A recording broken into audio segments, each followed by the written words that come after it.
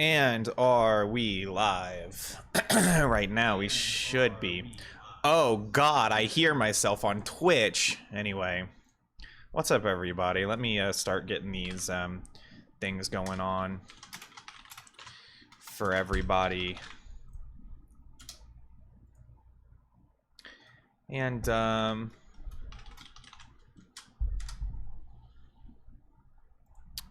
one last post to Twitter. And then we're just gonna get going. So welcome everyone.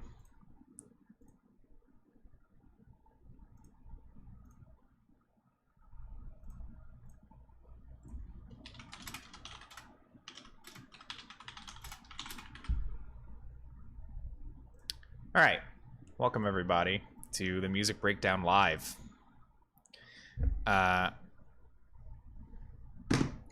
Today we're going to keep things simple,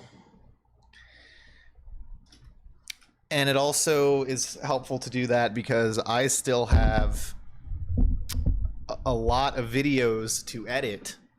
I don't know if you know this, but my PC pretty much broke the other week, and so, well, I was probably like 2 or 3 weeks ago, really, and because of that, I wasn't able to do any editing. So I don't want to be giving myself a lot more editing to do, and for that reason, I don't want to do anything too exciting. Not to say that tonight's stream will not be exciting, because it will be. It's just I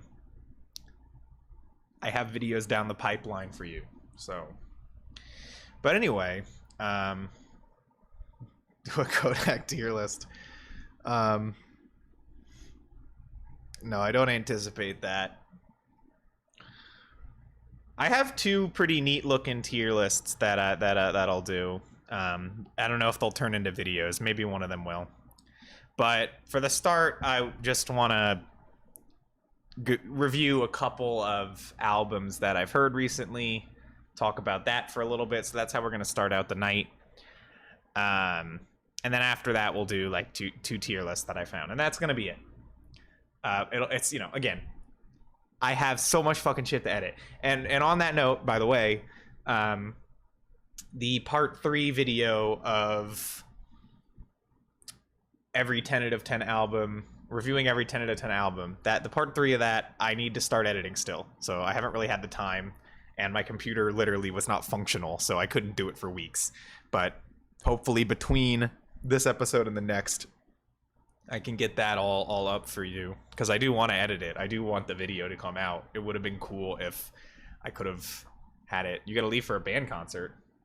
Well, I hope that goes well for you. But anyway, again, that's why we're keeping it simple tonight, but we'll see, you know, who knows. I don't know if any of y'all caught the last Music Breakdown Live, but it was pretty sick.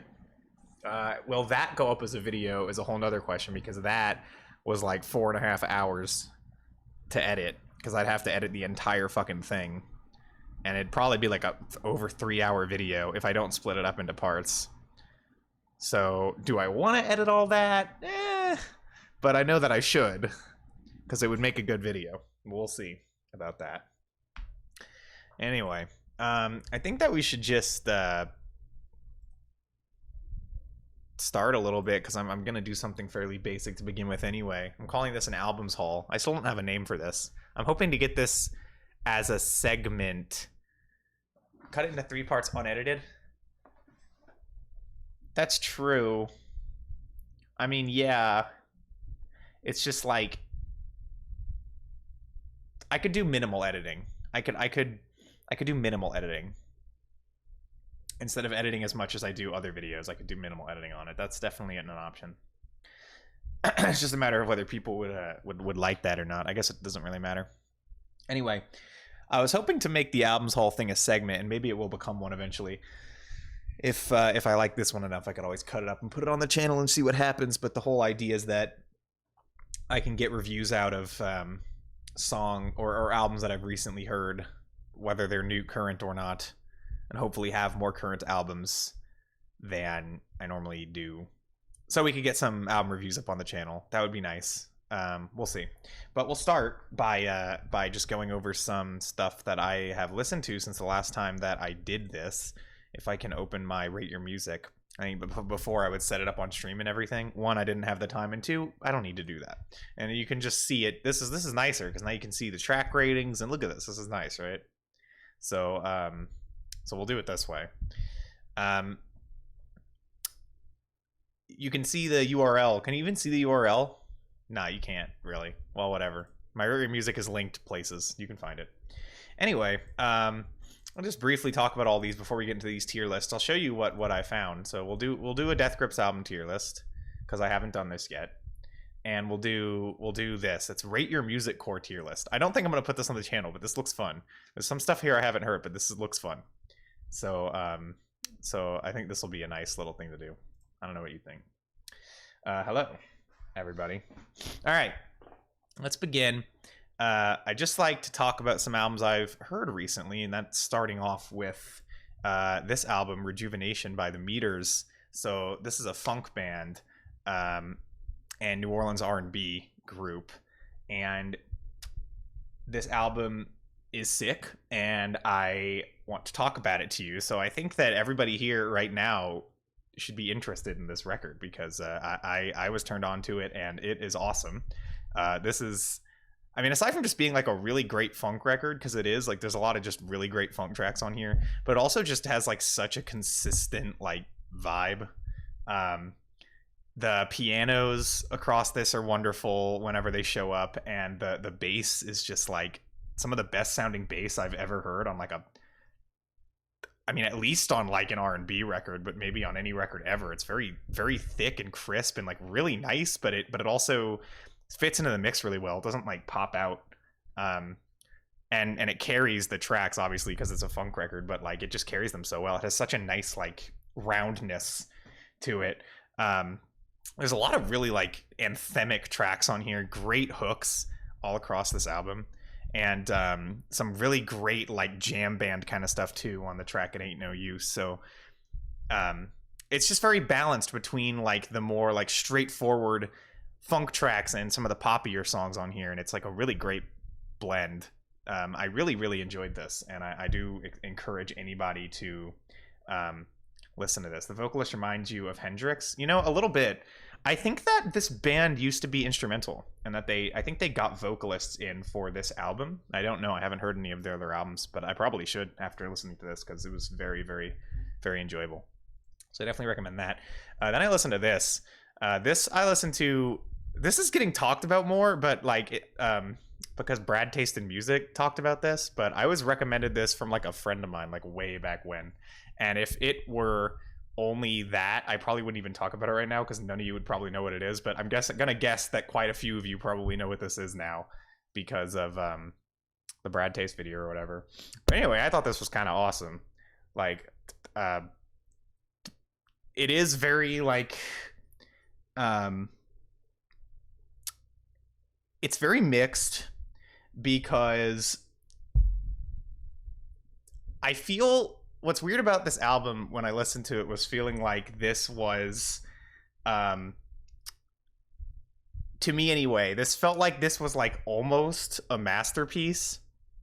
Like it felt like there is a masterpiece album here, and then for some reason it gets completely botched by like these 3 tracks, which are not only just fucking awful, but also like completely out of place. And that hurts it a ton because honestly, if not for those 3 songs, this would probably be one of my favorite albums. I thought this was sick as hell. Like the general sound of this, the like artsy out there musical theater vibe that it brings was so sick, and the drum parts would go so hard on this. The rhythm sections were so good, and the 2 vocalists who show up across the album are both just great.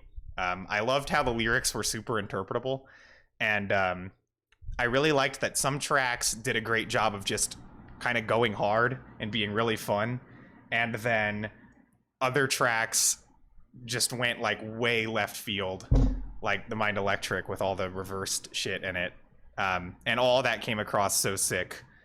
It like it's just weird because like it completely fucking falls apart in the middle all of a sudden. The only thing that holds that middle together for me is the Mind Electric, which is a crazy ass fucking song. But like the other three tracks were so shit. There's like Labyrinth, which literally sounds like Your Favorite Martian. Like it literally sounds like Your Favorite Martian. It has like an 8-bit hip hop beat and then some like bad rapper who sounds like a YouTube rapper shows up and drops a verse which is completely out of nowhere. That was awful. And then like Time Machine reminded me of like Owl City, and fucking the Japanese language track was just so fucking cringe. So like I felt like that was all so bad that it hurt the album, but not enough to overall hurt the fact that like everything else on here was actually so sick. Like I really, really loved most of this record, and I would recommend listening to it. I think it's clearly become very polarizing, and you know, maybe I understand that, but it's I thought it was pretty interesting. So then I listened to Otis Redding, Otis Blue. I actually talked about Otis Redding on one of these streams because I listened to the Dock of the Bay, and this was definitely much better than that. I mean, this is like the album, I guess, and you can definitely see why, because there are a number of tracks on here that are like, you know, top tier soul songs. Like these are some of the best soul recordings of all time, and of course Otis Redding just has one of the greatest voices in soul, and both the covers and the original tracks here are all just spectacular, really. Like there's you know, a cover or two or three, or a song or two or three here that aren't too strong in my opinion, but like the highs on this album are so insanely high. Like the original version of Respect is amazing. Old Man Trouble is one of Otis's best tracks, I think, and honestly, I think Otis Redding's version of Change Is Gonna Come is my favorite version, period. Like I think his version is just incredible. Like he takes everything that's great about the Sam Cooke one and then brings that like the pained sound that Otis's voice has to the song, just adds so much. So yeah, I mean this is fucking awesome, and not much else to even say about it. Then I listened to this. This is Wet Leg's debut. This band got hype on TikTok, but also elsewhere. And you know, their single Shay Shlung just was like fucking everywhere. Anyway, I thought this was okay. Like it was okay. It was very. The album just has a very bland sound. The songwriting is mostly just all right. I feel like the only tracks that really came across as having that much personality or memorability were honestly a lot of the singles on this album. Like they do bring a certain fun, disaffected flair in some of these tracks, but other ones just come across so boring and bland. It's you know, for an indie record, it's okay. I feel like listening to it, I felt like there were a lot of things that were doing the band a disservice, and one of those things is just the production on this album, which is honestly just bad. Like it's great in the sense that it's incredibly pristine, but that's exactly why it's kind of bad. Like they just took all of the edge and bite off of the band's sound that they could, to the point where it just kind of sounds flat. The drums sound really tiny, and it just lacks like oomph. It lacks edge, and I feel like this band really requires it. You know, it was okay, but I could see them doing better in the future. I definitely see, like, this feels to me like, hearing some of the better tracks on here and just the overall personality the band has, I feel like they can do a lot better than this. And so I'm not necessarily like against the band or anything having heard this. I just feel like this wasn't exactly it. This feels a little bit a little bit weak for what they're probably capable of, but it was okay. And you know, I enjoyed it all right. There were some good tracks on it. And I listened to this. This is Kate Bush's Ariel, the double album from 2005. After hearing a substantial amount of Kate Bush's discography, I think that this album is definitely a really interesting late career record. Like, I think it strips back Kate's sound a lot. But in doing so also opens it up a lot too. Like, it's definitely very adventurous. It's just not as bombastic or packed to the brim as a lot of her earlier work was. And, you know, that works for it a lot of the time. The entire second disc of this is all like this giant suite, and it's just lovely. It's just so calming and soothing and comforting. And it goes through so many beautiful moments, and Sunset and Nocturne in particular here are just such amazing highlights on this album and some of the best tracks in Kate Bush's career. The first disc, on the other hand, I think is a little bit shakier. While it does have some great tracks on it, I think the stripping back of the sound to a more ambient pop kind of direction, but still trying to create like these long, grand songs out of that sound just doesn't really go over that well. I feel like a lot of tracks are really strong for like half of it, and then at a certain point I'm always kind of like, okay, I've heard everything this track has to offer. It's not doing anything new or interesting anymore. And that's really how I felt about a lot of that first disc. Now, all the ideas I think are strong, or at least most of them are, just dragged out a little bit. But King of the Mountain is rad. I would say this is a great album overall, and I really think it's carried by that second disc. I feel like the first disc is fine, like it's pretty good. It's not bad at all. It's a good disc. But that combined with the suite on disc 2 here really makes this album. I definitely think like this is the kind of thing you should listen to after you've already heard other Kate Bush albums, but like it is a great Kate Bush album. And I think a lot of people are going to potentially get even more out of that second disc than even I did, because it is like a very grand statement and work of art. And that's what I have to say about that. Then I listened to 1999 by Prince. So I will preface this by saying that I've just never really found myself a Prince fan, and I can't say that 1999 necessarily won me over. The tracks that I really, really, really liked off of this, I'd mostly already heard before. I think like there's a lot of great qualities about this album. Like there's a lot of, I mean, you could even say like amazing qualities about this album. And one of those is that Prince is able to take his dance funk, this like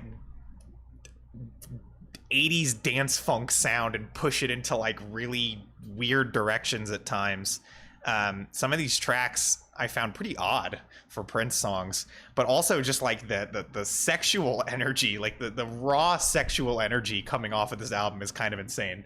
And there's a lot of great grooves that are laid down here, at least in concept. I just can't do the fucking 80s drum machine shit. I just can't. It just sounds terrible to me. And so then the songs that I really dug here were the songs where I was really able to get more into the songwriting or Prince's performance or something like that. And I mean, obviously like the title track and Little Red Corvette are just, amazing singles. And you have like Lady Cab Driver, which I thought was just an awesome funk track in general, and one of the best sounding cuts, one of the best aged sounding cuts, in my opinion. The middle of the album loses me a little bit. I think that's where the songs get really long, and they just don't sound very good to me. I can't complain about the grooves. I can't complain about really the writing or the performances or really anything other than just the production, which I just can't get behind, and it's kind of just a me thing. But this is definitely a solid album.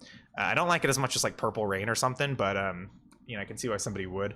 I think it's a good double album. It has some of Prince's most iconic tracks, and I liked the experimentation of it wherever that was present. But Prince is not 100% for me, and that's kind of something I just have to accept. Then I listened to Aretha Franklin, This Girl's in Love with You, and this album is one of the most, like, I guess, underrated. Yeah, it's one of the most underrated albums in her catalog, but also it's pretty sidelined by some of her more popular records. But I thought this was fucking sick. Like, I kept hearing that this was going to be like the weakest album in her run with Atlantic Records, that like really classic run. But I didn't think so at all. I mean, all these songs are covers, and I think that a lot of people complain that the covers aren't as good as the originals. And I definitely think in most cases that's true. Maybe in every case that's true here. But I don't know why that matters so much, because as an Aretha Franklin album, this is still fantastic. Honestly, I thought the production and recording here was some of the best on any of her stuff. And I don't think that it sounded like she wasn't giving it her all at literally any point. Some of these covers also just worked really well with her, like Let It Be, for example. That just worked so well with her. There were a lot of just jams on this album, really. It's really good. I don't think it's like one of her best, but I definitely do not think it's one of her weakest. I mean, at worst, you could say it's kind of mid-tier, but like this is a really good album, and I definitely don't think you should overlook it if you're listening to her stuff, because I thought like, just as an Aretha Franklin album anyway, this was great. Then I listened to this. This is another classic soul record, which I've been listening to a lot of soul lately, so that's going to dominate all my albums hauls because I'm still doing that. And this is You Got My Mind Messed Up by James Carr. This is a Southern soul album, and honestly, kind of one of the most pained soul performances I've ever heard. Like, his voice is so pained. There's just so much like pain. I don't know what other word to use, but there's so much pain all over this record, both in terms of like, you know, breakups and loneliness, and a lot of soul songs are about love troubles or whatever, but very few end up being like as convincing from the performer's perspective. I didn't feel like James Carr was simply performing songs about these topics. It felt like he was really singing them from his heart. And his songwriting on this is great. Some of the songs that he wrote on here, like fucking Dark End of the Street, Pouring Water on a Drowning Man. If I'm not mistaken, those are both written by him. I'm going to look that up real quick because I don't want to be wrong. But like, goddamn, like both of those are two of the best soul songs I've ever heard. Dark End of the Street. Is this him? Did he write this? No, he didn't write it. So did he? Maybe he didn't write some of these songs. Like, I could have sworn that he did. Well, if he was the first person to record them, I guess that's whatever. But anyway, I guess I was wrong about that. Okay, well, whatever. Probably should have looked that up before. Whatever the case, the performances are real. That's all I'm saying. Like, whether he wrote the song or not, it feels like he did when he sings them. It comes from the heart, and that was what I thought was really amazing about this. You know, I felt like overall there were a lot of songs that maybe were a little bit too generic for him, like, which isn't really too big of a complaint, but it was just that I would have liked to hear more standouts, but still, it was really good. Then I listened to Let's Get It On by Marvin Gaye, which I honestly don't have much to say about. I just found this really boring. I don't even want to review it. I was disappointed listening to this. Like what's going on? This is the follow-up to What's Going On, and that's weird to me. I know this album's popular, but God, I just could not. I just couldn't. It was just so weak. Like I've listened to 3 of his albums now, and you know, the other Sex Man Marvin Gaye album I heard was I Want You, but I just felt like that was so much groovier and so much more convincing. This just felt like, I don't know, it just felt like he was coasting on this entire album. I just really did not understand the appeal of this. Like, to me, I understand it doesn't have to be exactly as ambitious and just insanely fucking godly amazing as What's Going On. I'm not necessarily asking for that. I understand it's just an album you're supposed to like fuck to or whatever. But even as that, I didn't necessarily find it sexy or interesting, and really anyway, it was pretty boring. Title track's good, you know. But even that song gets old so fast. Like, that's one of those songs where I feel like everybody remembers and knows like the first like 30 seconds of the track, but after that it just keeps going. It's just no, I don't know. I didn't feel it. But that's just me. But anyway, then I listened to Strange Ways, Here We Come by the Smiths. This was the final Smiths album. I thought it was cool. I thought this was an incredibly flawed album. I think that's like really the biggest negative about it. It has a lot of highlight tracks. I enjoyed quite a number of these songs, but you know, at the same time, you can definitely tell it's weird because for about half of it, it feels like the Smiths kind of have some of the strongest and most unique ideas they've ever had. And then in the other half of the album, it feels like the Smiths are just completely going autopilot, with some of their most boring and least notable tracks. But I still liked it.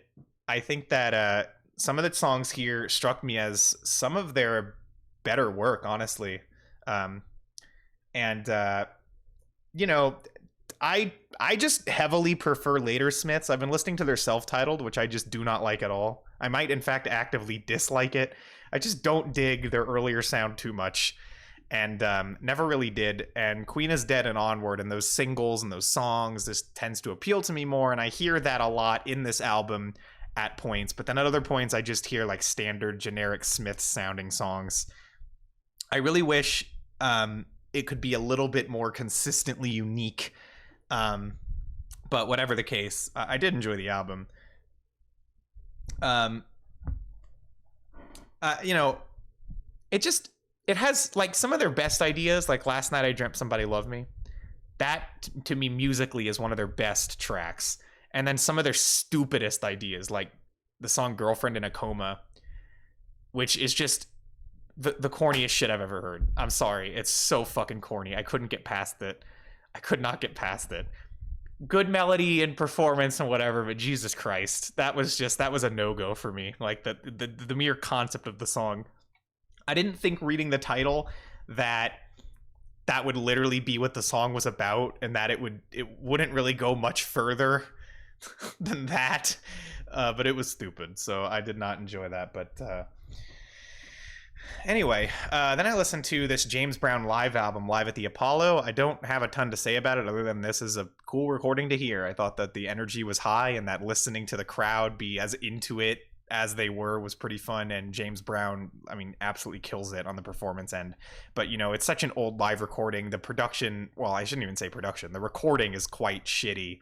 And you kind of just have to be able to listen to it as a way to put yourself into that concert rather than to listen to it for the musical aspect, in my opinion, because I just didn't feel like that really even came through that much. It was more just the energy of the performance and the crowd that really stood out, and that made this, you know, entertaining, but I definitely didn't find it to be amazing. I thought the album was cool. I just, you know, I would have to listen to like more of James Brown's studio recordings because you know, this is just, it's an old live album and it sounds like it. That's all I'm saying. But I will say that performance sounded fucking amazing. Being there for that must have been the coolest shit in the world. I'll say that. Finally, I listened to my first ever Sam Cooke album. Now, I know Sam Cooke is not known as an albums artist. That was very clear to me. Sam Cooke, obviously one of the most influential and important songwriters in soul, and a great soul singer. And I mean, like, a lot of the soul singers I'm getting into are covering his songs and all this kind of stuff. And quite a few of the songs that land on this album are some of the tracks I've heard covers of after the fact. I would love to listen to more Sam Cooke. I'll just say from this album, I wasn't necessarily like super impressed by the album itself. It has nothing to do with Sam. Like, the songwriting is fantastic. All the songs that he writes, which are mostly all on the first side up until A Change Is Gonna Come, those are all like written by him, minus like one or two tracks. And the songwriting is amazing. And, you know, in 1964, it wasn't as common to be a singer-songwriter anyway. So that's just inherently kind of impressive. It felt to me, though, like on the vocal end, Sam Cooke held back a lot here. Like, it felt like he held back a lot for mass appeal on a lot of these tracks, which his vocal performance could just be kind of boring. Like, the songwriting was there, the song was there, but the performance wasn't necessarily there on some of these tracks. And all of this is obviously not counting A Change Is Gonna Come, which I shouldn't have to say is truly like one of the greatest recordings of all time, period. That recording of the song, that song is unbelievable. And that should go without saying. But I guess I went into this album expecting a level of quality because of that song that I didn't necessarily get. Although, again, this is still a highly entertaining record. And in the second side of the album, it's a bunch of like more standards sounding songs, and some of those went over well, some of them didn't. But you know, I don't think Sam Cooke is seen as an albums artist anyway. But I enjoyed this. I mean, you know, I'm sure I'll listen to more Sam Cooke. And that's really all I have to say for this albums haul. I guess the only other thing I'll say right now is that right now I'm listening to a couple of albums. I'm listening to the debut Smiths album, which again, I think I kind of just don't like. And I'm also listening to Aretha Franklin's Amazing Grace live album, which I just want to shout out so hard right now. Please go seek that out. I can't believe nobody ever fucking told me about that. It is unbelievable. It is unbelievable. You have to listen to that to believe that shit. It's insane. Like, you take basically the greatest singer of all time, put her in an environment which is more suited to her sound than maybe anything else, because gospel's always been such a big part of her sound, and surround her in a crowd that's just as into it as she is. I mean, it is glorious. It is glorious. Her singing is amazing. The recording of the live performance is amazing. The backing vocals are just heavenly, and the crowd adds like so fucking much. I am astonished listening to it, and I want to heavily recommend that. I don't have a rating or anything, or I can't really fully review it yet, but Jesus, you have to go hear that shit. I apparently it was also recorded for like a documentary type special or something, and I have to watch that because that shit's insane. But yeah. Anyway, I guess we're done with the albums haul, so we'll do these two tier lists, and then we'll pretty much just call it after that. Because again, the more and more I do, the more and more editing I'll have to do later to put up videos, and I'm already set back a lot from my PC being busted earlier. So we'll cut it a little short, but we'll do this. We'll do this. I got to change the title of the stream real quick, and then we'll work on this Death Grips tier list. Let's put that up. All right. Okay. So this might be timely because I know that Death Grips have like posted again or whatever, and every time they post, everybody's like, "Oh my God, are we getting a new album?" And like, I don't know. I mean, it'd be cool, but also the interesting thing about doing this tier list is that as much as this group has been important to me as a music listener, and as much as I have loved them in the past, I feel like the more and more albums that they made, the less and less interest I had in them. And you'll kind of see that reflected a little bit in my tier list here. But we'll begin with the debut. They don't have the debut EP, which is interesting. So we'll start with the debut mixtape instead, which I'm going to put in the B tier for Ex-Military. I was actually recently re-listening to this, so I have a very strong current opinion on this that I hadn't had for a long time. When I was super into Death Grips, I honestly didn't listen to Ex-Military that much. Like, songs off of Ex-Military, yeah. I mean, let's be clear about the fact that, like, some of the tracks on this are absolutely, you know, their most iconic, some of their absolute best tracks. Also, their most aggressive and intense and abrasive songs land on this album. I was pretty impressed coming back to this and kind of shocked by just how like insanely fucking loud Ride is on this mixtape. Like, his voice is so loud and grating. It definitely explains why a lot of people were so kind of shocked by this mixtape when it dropped back in the day. And I also feel like it might be their most influential work, thinking about like SoundCloud rap and trap metal and that kind of shit. I mean, listening to like the vocals just on this album and kind of made me feel like this might have been the most influential work. It is insanely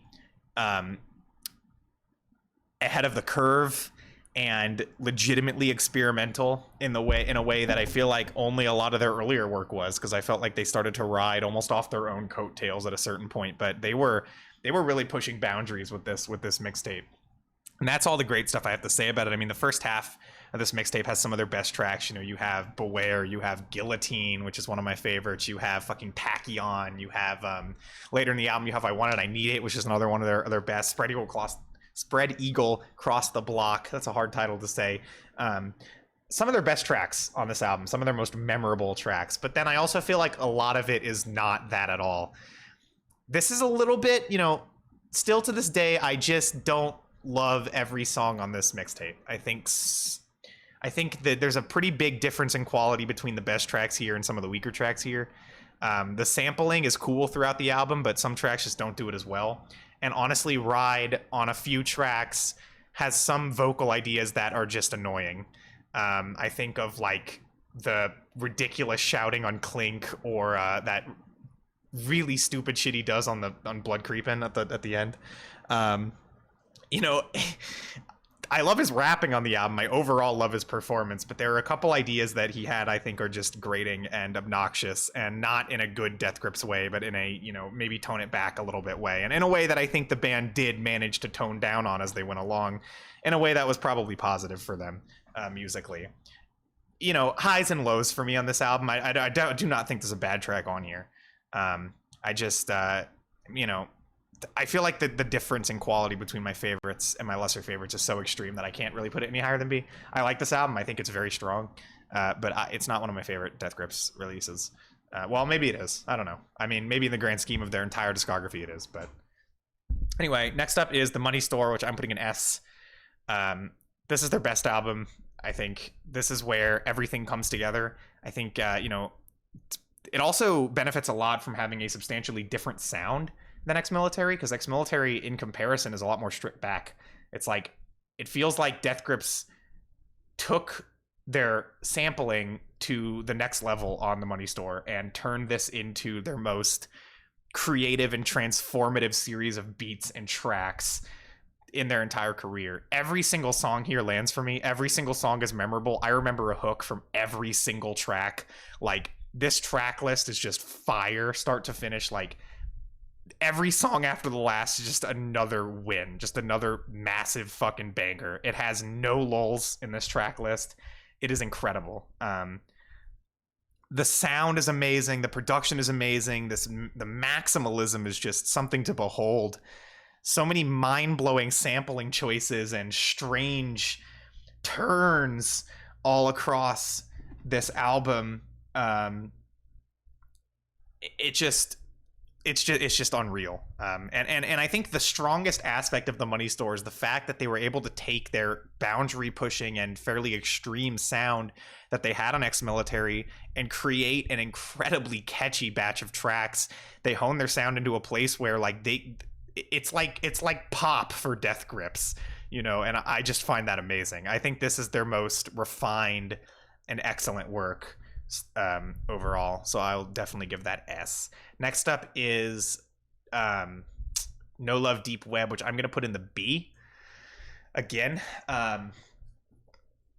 similar case to Ex-Military for me. Honestly, where some of the highlights are some of their best tracks and some of the lowlights are a little bit forgettable or just not as strong. This album has serious peaks and valleys. It really does. There are a lot of moments, especially in the back half of tracks, that just do not stack up with other songs here. It's minimalist in a way that occasionally feels a bit unfinished.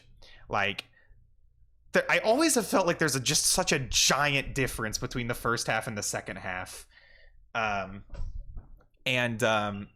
And yeah, just I don't know. It feels like I appreciate the minimalism. I appreciate the more stripped back sound coming from The Money Store, but then I think there are some tracks like Come Up and Get Me or Lil Boy or Lock Your Doors or something, which demonstrate that you can still like do things with a more stripped back sound. You can still do interesting things sonically, but then the back half of the album seems to be a lot of like minimalist drum beats with a couple sounds here or there and somewhat annoying hooks. There's a lot to criticize about this album, but there's also a lot to love about it too. I mean, it is one of their most intense sounds and one of their most like anxious sounds, and that is definitely very interesting about it. It's also a lot of fun to listen to. I mean, I think despite the fact that the second half feels like a dip to me, it still is pretty thoroughly enjoyable. A lot of solid tracks all across it. And I think still lyrically, this album's still great lyrically. And that's something that falls apart for me with this group at a certain point. But this album is still holding up on that front too. Still portraying this character of MC Ride that is just so interesting and fascinating. I don't know. Do I like it more or less than Ex-Military? That's kind of a tough call. I'll just put it ahead for now because I feel like I maybe do, but I might not. So next up is let me think. No Love is an amazing song. Yes, No Love is astonishing. I love that. I love Deep Web. But yeah, I can't believe I forgot about fucking No Love. That's one of their rawest, most insane tracks. That shit's so good. It's been a while since I've heard some of these albums, so some of the tracks might get away from me. Anyway, what is the next album? Was the next album... Oh, Government Plates. Yeah, Government Plates. This gets C. You know, this is one of my least favorites. This actually might be my least favorite. But at the same time, I'm going to put... Well, of the albums, this might be my least favorite, maybe. But I'm actually going to put it higher than at least one album that I'm thinking of, even though I might like that other album more technically. Because Government Plates, I find the experimentation here respectable. That's the thing. Like, I don't feel like it panned out that well. I feel like listening to this whole album can be a little bit of a chore. Like, a lot of these tracks are just weak. The ideas are, like, good, but not much is done with them. The lack of presence from MC Ride is definitely something that makes it stand out less. But I can at least see the direction they wanted to go in with that. They're using his voice more like an instrument here, and I think that was an interesting idea. I don't think it panned out. I feel like all the good tracks happen like kind of right at the start, and it doesn't really pick up. It feels like a lot more could have been done with this concept, but the thing is that I do heavily respect the idea, and I actually think it's really cool. It sounds a lot more like I don't want to say standard electronic music, but it sounds more like electronic music than a lot of their albums do, and it feels like that was kind of the angle they went into it with. And I like that about it. I legitimately like everything that they were trying to do. It's just like, I don't like what it actually ended up being. I don't really think I get much out of this at all, but I respect the experiment with this record. That's the thing about it. It's I agree it's boring. It is actually really boring. I don't like the album. But I respect it. I think that this experiment was worth taking. It could have gone better, but I don't think the album turned out bad. And I think that I can respect the fact that they made this. So even though this might be my least favorite album, I am going to put it higher than another one that I'm thinking of right now. And I'll explain that later. Next up, I want to go... I think the next album would be Jenny Death, right? Or not Jenny Death. Fucking... it's a Fashion Week, right? I will put Fashion Week in C. I mean, I could even put it in D, honestly. It's just like, it's not bad. There's some instrumentals on this I actually kind of like. I used to use some of them in my videos. Yeah, I'll just put it in C. There's really nothing to say about this one. It's like it just feels like a release that was only designed to hype people up for the next release, which is fine, I guess. Like, you know, it's good. Like, Flatlander and Zach Hill are great musicians, and they produce some kind of neat instrumentals, but it's very background music-y, and like, that's fine. It's just like what are you even supposed to say about this? You know what I mean? I could consider a D for it. I don't feel like it's bad. And I don't feel like the intent behind it is bad. I think just releasing a series of instrumentals that are like kind of okay is fine. I don't have anything negative to say about that. It's, you know, it's fine. I don't think it's bad. So, yeah, I kind of remember, you know, I used to be, it's funny, Pazuzu, that you're talking about this, because I used to be very much, I followed this band very heavily at the time, like that whole Jenny Death rollout, and I don't even remember this coming out. I mean, I very vaguely do, but like, it's, you know, I think D would be fine for this. I'll put it in D. I guess I'll put it in D because when I think about it, like, as a Death Grips album, this is like the most useless thing they might have ever dropped. So I guess for that reason, I'll give it a D. I don't think it's bad, but it just, what's the point? Anyway, yeah, well, we'll go with D. I think D's fine. If I'm putting this in C because of the respect I have for it, then I really don't have respect for this. No, I'll put it in C. It's going a low C. That's my final decision. Anyway, yeah, it spelled out Jenny Death win. That was cool. That was the only thing that you really remember about the record, right? It's like the only thing that pops in my head. Oh yeah, that was the Jenny Death Wen thing. Anyway, next up is the powers that be. I'm gonna put this in the A tier. Nope, that's the fucking Jesus. I'm putting this in the A tier. This to me was the last truly great thing Death Grips dropped. It felt like the last legitimately adventurous and experimental thing they ever did. Not to say they didn't like experiment after it, but I'll explain what I mean by that with some of the other releases. But this really felt like them pushing their own sound to new heights, to a completely different place. It felt like such an interesting project as a double album. And when it comes to which I prefer, whether I like Jenny Death or Fellas on the Moon, I feel like that's a tough call for me. That's actually a really tough call for me. They're both really great. I will say the only complaint I can really have about the powers that be is that the two discs don't support each other literally at all. They exist completely in a vacuum, even when you're listening to this album and like as a double album front to back, to the point where it seems like these days everybody just sees it as like those two discs being different albums, even though they were meant to be a double album the whole time. I mean, I think of them as this double album, but you know, them being released apart from each other definitely didn't help. Anyway, this is the album. It's a double album, and it's a fantastic double album because both of the discs are fantastic. I think, you know, it's not as strong as the Money Store to me, but this definitely has a lot of their best tracks and just like a consistently highly enjoyable sound. I really, really, really do like the powers that be a lot. And this was, you know, I got into Death Grips prior to the release of this, so getting to have this as a fan at the time was amazing. And I feel like it was the only time that I was like actively a fan of Death Grips that I got a release that I really, really loved. And we'll get to this now. So next up, I don't know which came first. Was it Interview? Okay, I don't remember the order of this discography, so I'm just gonna start ranking stuff around the time. Like the Bottomless Pit rollout, I barely even. It was just. Anyway, Interview 2016 gets the D.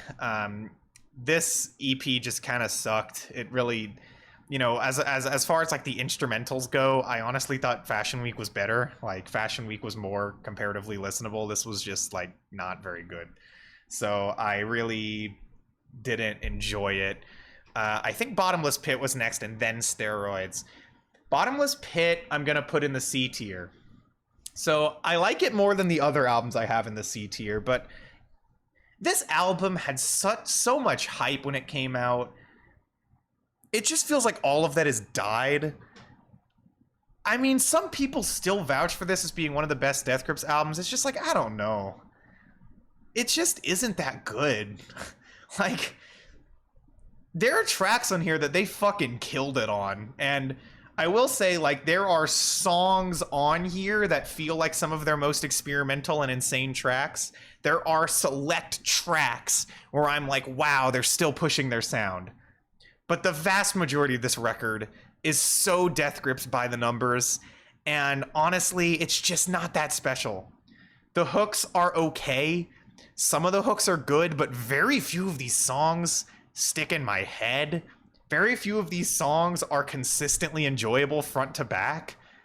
It just feels like a whole bunch of Death Grip stuff. There's nothing like unique or special about this record. You have like, you know, Giving Bad People Good Ideas, amazing, right? Like such an insane opener. It just gets you so pumped for like them. They're gonna mesh their sound with like grind and hardcore punk, and it's gonna be fucking crazy. And then you get Hothead, and it's like one of the most batshit insane tracks they ever did, and it gets you so hype. As soon as you get past Hothead, though, it's just Death Grips on autopilot, in my opinion. Like, and the only time it picks back up for me is with the closer, Bottomless Pit, which is one of my favorite tracks from this band. One of their most fire, fucking banger, hard tracks ever. Everything else on here is just okay. I really just, you know, when it came out, I felt like I liked it a lot. But it just, the rest of the album, just didn't stick with me over time, you know? It just really. And one last thing I want to say about this that I think really let me down, and I don't think they ever got better with this, was the lyrics were just fucking bad. The lyrics were just bad. And like by this point, nobody was even listening to them for the lyrics anymore, so it didn't really matter. But like the lyrics just sucked on this record. It was so fucking random and just bullshit. It was just word vomit. And that's what Death Grips turned into. They embraced their own meme so hard that it made the band really boring. And this to me was the start of that, for sure. This was, or at least this was the start of where that really started to like hinder their albums. I think this album's okay. I'm not saying that I don't like this album. The lyrics used to be really good and they just stopped trying. I totally agree. That's exactly what I'm saying. You know, it's like, it just feels like with this album, they just didn't even give a shit about that anymore. And they thought like it was just funny not to give a shit, and I don't know. Anyway, again, like, I like this album. I think that there are tracks on here that are good. There are tracks on here that are amazing at the very beginning and the very end. But overall, not that great of a record, in my opinion. Just never really, I don't know. Next up was Steroids, which I'm also going to put in the C. I mean, I think this, you know, shit, I don't know. I think I like it more than Bottom. No, you know what? Honestly, in retrospect, like, this shit's just boring. Like, it's so tough for me because, like, the whole Gabber thing is sick, and, like, I like Gabber. And this album does have a hard sound, but there's just so many, like, choices that they made here that I just don't get. I mean, making it all one long song, first of all, just makes it way harder to separate and like really remember and get into for me. But it's not just that, it's just the rapid fire pace gets really old really fast on Steroids. There are a lot of enjoyable moments on it. It has a hard ass sound and it's cool. I do like this project. I don't know whether I like it more or less than Bottomless Pit. Like, I think I like it more. Like, when I think of the sound, I like it more, but I remember way less about it. Every time I end this project, I just forget the whole thing. Like, it's cool. I like what they were trying here, but it's another moment where, like, it feels like their experimentation at this point just kind of felt like them not really knowing what to do. I never got the feeling after The Powers That Be and, like, maybe a few select tracks that Death Grips really had interesting ideas anymore and were really pushing their sound in any new and cool and inventive ways. I mean, sure, the Gabber thing is an experiment, but I mean, at the end of the day, it just sounds like hard-ass Death Grips music. It doesn't really push itself in many interesting directions. It's the kind of thing where I could see why somebody would love it, but I don't know. It's okay. You know, it's okay. And then we have You're the Snitch, which I'm going to put in the lowest spot. I'm going to be real, you know. As time has gone on, I feel like I see this album in less and less and less of a positive light. This to me was just so fucking weak. They wrote themselves into a corner so hard with this record. They got themselves to this place where all it seemed like they cared about and wanted to do was just play into their own stupid meme. And I just don't vibe with it. I just think this album has nothing interesting going for it. It honestly sounds like ass. All of the cool ideas they have on here are completely destroyed because of the just horrendous mixing on this project. And the worst part about it is that I feel like they meant to do that, and I just don't get it. I just feel like this doesn't feel like the band doing something that they really wanted to do or were genuinely interested in doing. It feels like them just throwing a bunch of shit at the wall after all this time. And while there are some great tracks, like I still love Black Paint and Death Grips is Online. I mean, there are those songs, but the rest of this thing is so fucking boring and it sounds like ass, and it just doesn't have any of the interesting fire or experimentation or energy or anything that the rest of their catalog has. The more and more time goes on, the more and more I feel like this is kind of their worst album. I maybe like it more than Government Plates on a personal level, but from an artistic perspective, I like it way less. I have almost no respect for what they even did on this album. I just think it's weak. I think it's completely weak. And And by the around the time this was coming out, I already feel like Death Grips had completely lost me and had stopped being interesting to me. And this album really dug the grave all the way. This sealed the coffin, honestly. Like this just felt like it's over. And I'm really glad that they went on hiatus after this. And I think the fact that they did proves to me that I was right in feeling like they were kind of out of ideas and didn't really want to make music anymore. Like, I think that's what this album feels like to me, and I think the fact that they stopped making music for so long kind of shows that is exactly what happened. I hope that when they come back, they can make interesting music again. And I'd also love to see some cool album covers again, because this is totally unrelated to the list, but God, their fucking aesthetic got so stupid after, like, Government Plates. Like, every album cover was just an ugly picture that didn't have anything interesting about it. I got tired of Death Grip's entire shtick by the end of their career, and it's hurt my opinion of them, I think, as time's gone on, and made me listen to them less. As much as I love that early material, it's just like the band just bored the shit out of me towards the end, and I just have nothing else really to say. So that's my Death Grips tier list. I'm not going to rank these. This song I heard, I don't want to know why I'd rank it, and I never listened to this because I didn't care.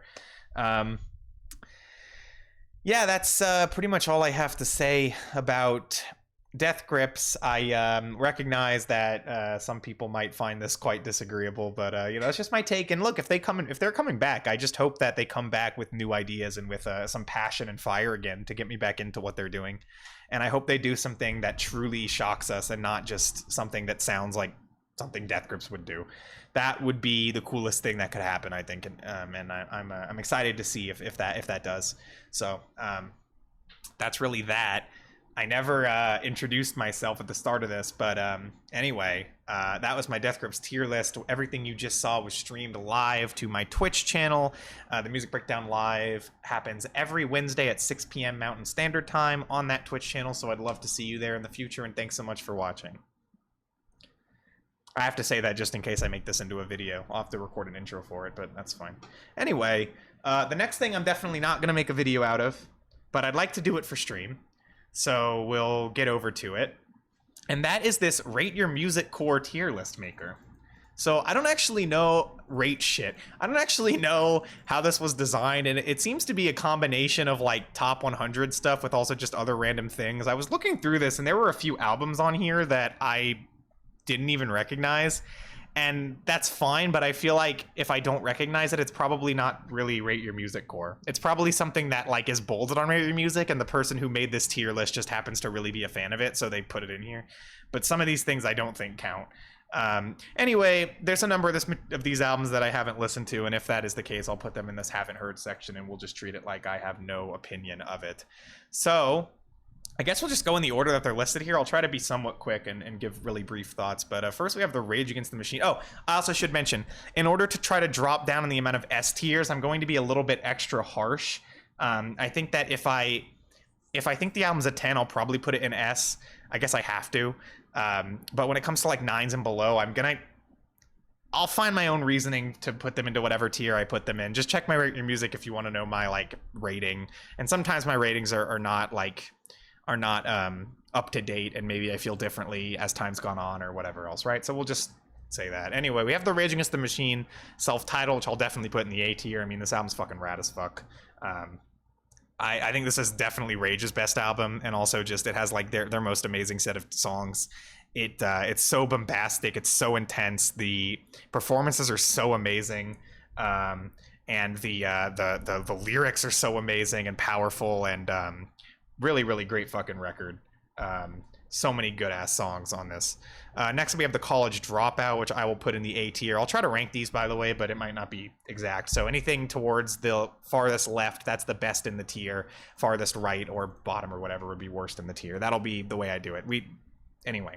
College Dropout's almost an S tier for me, honestly. This is my favorite Kanye West album. I fucking love this record. I love the sound of it. I love the personality, the friendliness of it, and the amount of topics that Kanye handles with some legitimate depth on here is just amazing. And I feel like I've always just really gravitated towards the sound here. The Chipmunk Soul beats are just astonishing on this record, and I really love just about every single thing about this album. It almost goes an S for me, but I'm gonna try to keep S to really just my absolute personal favorites. Maybe we'll move it at the end.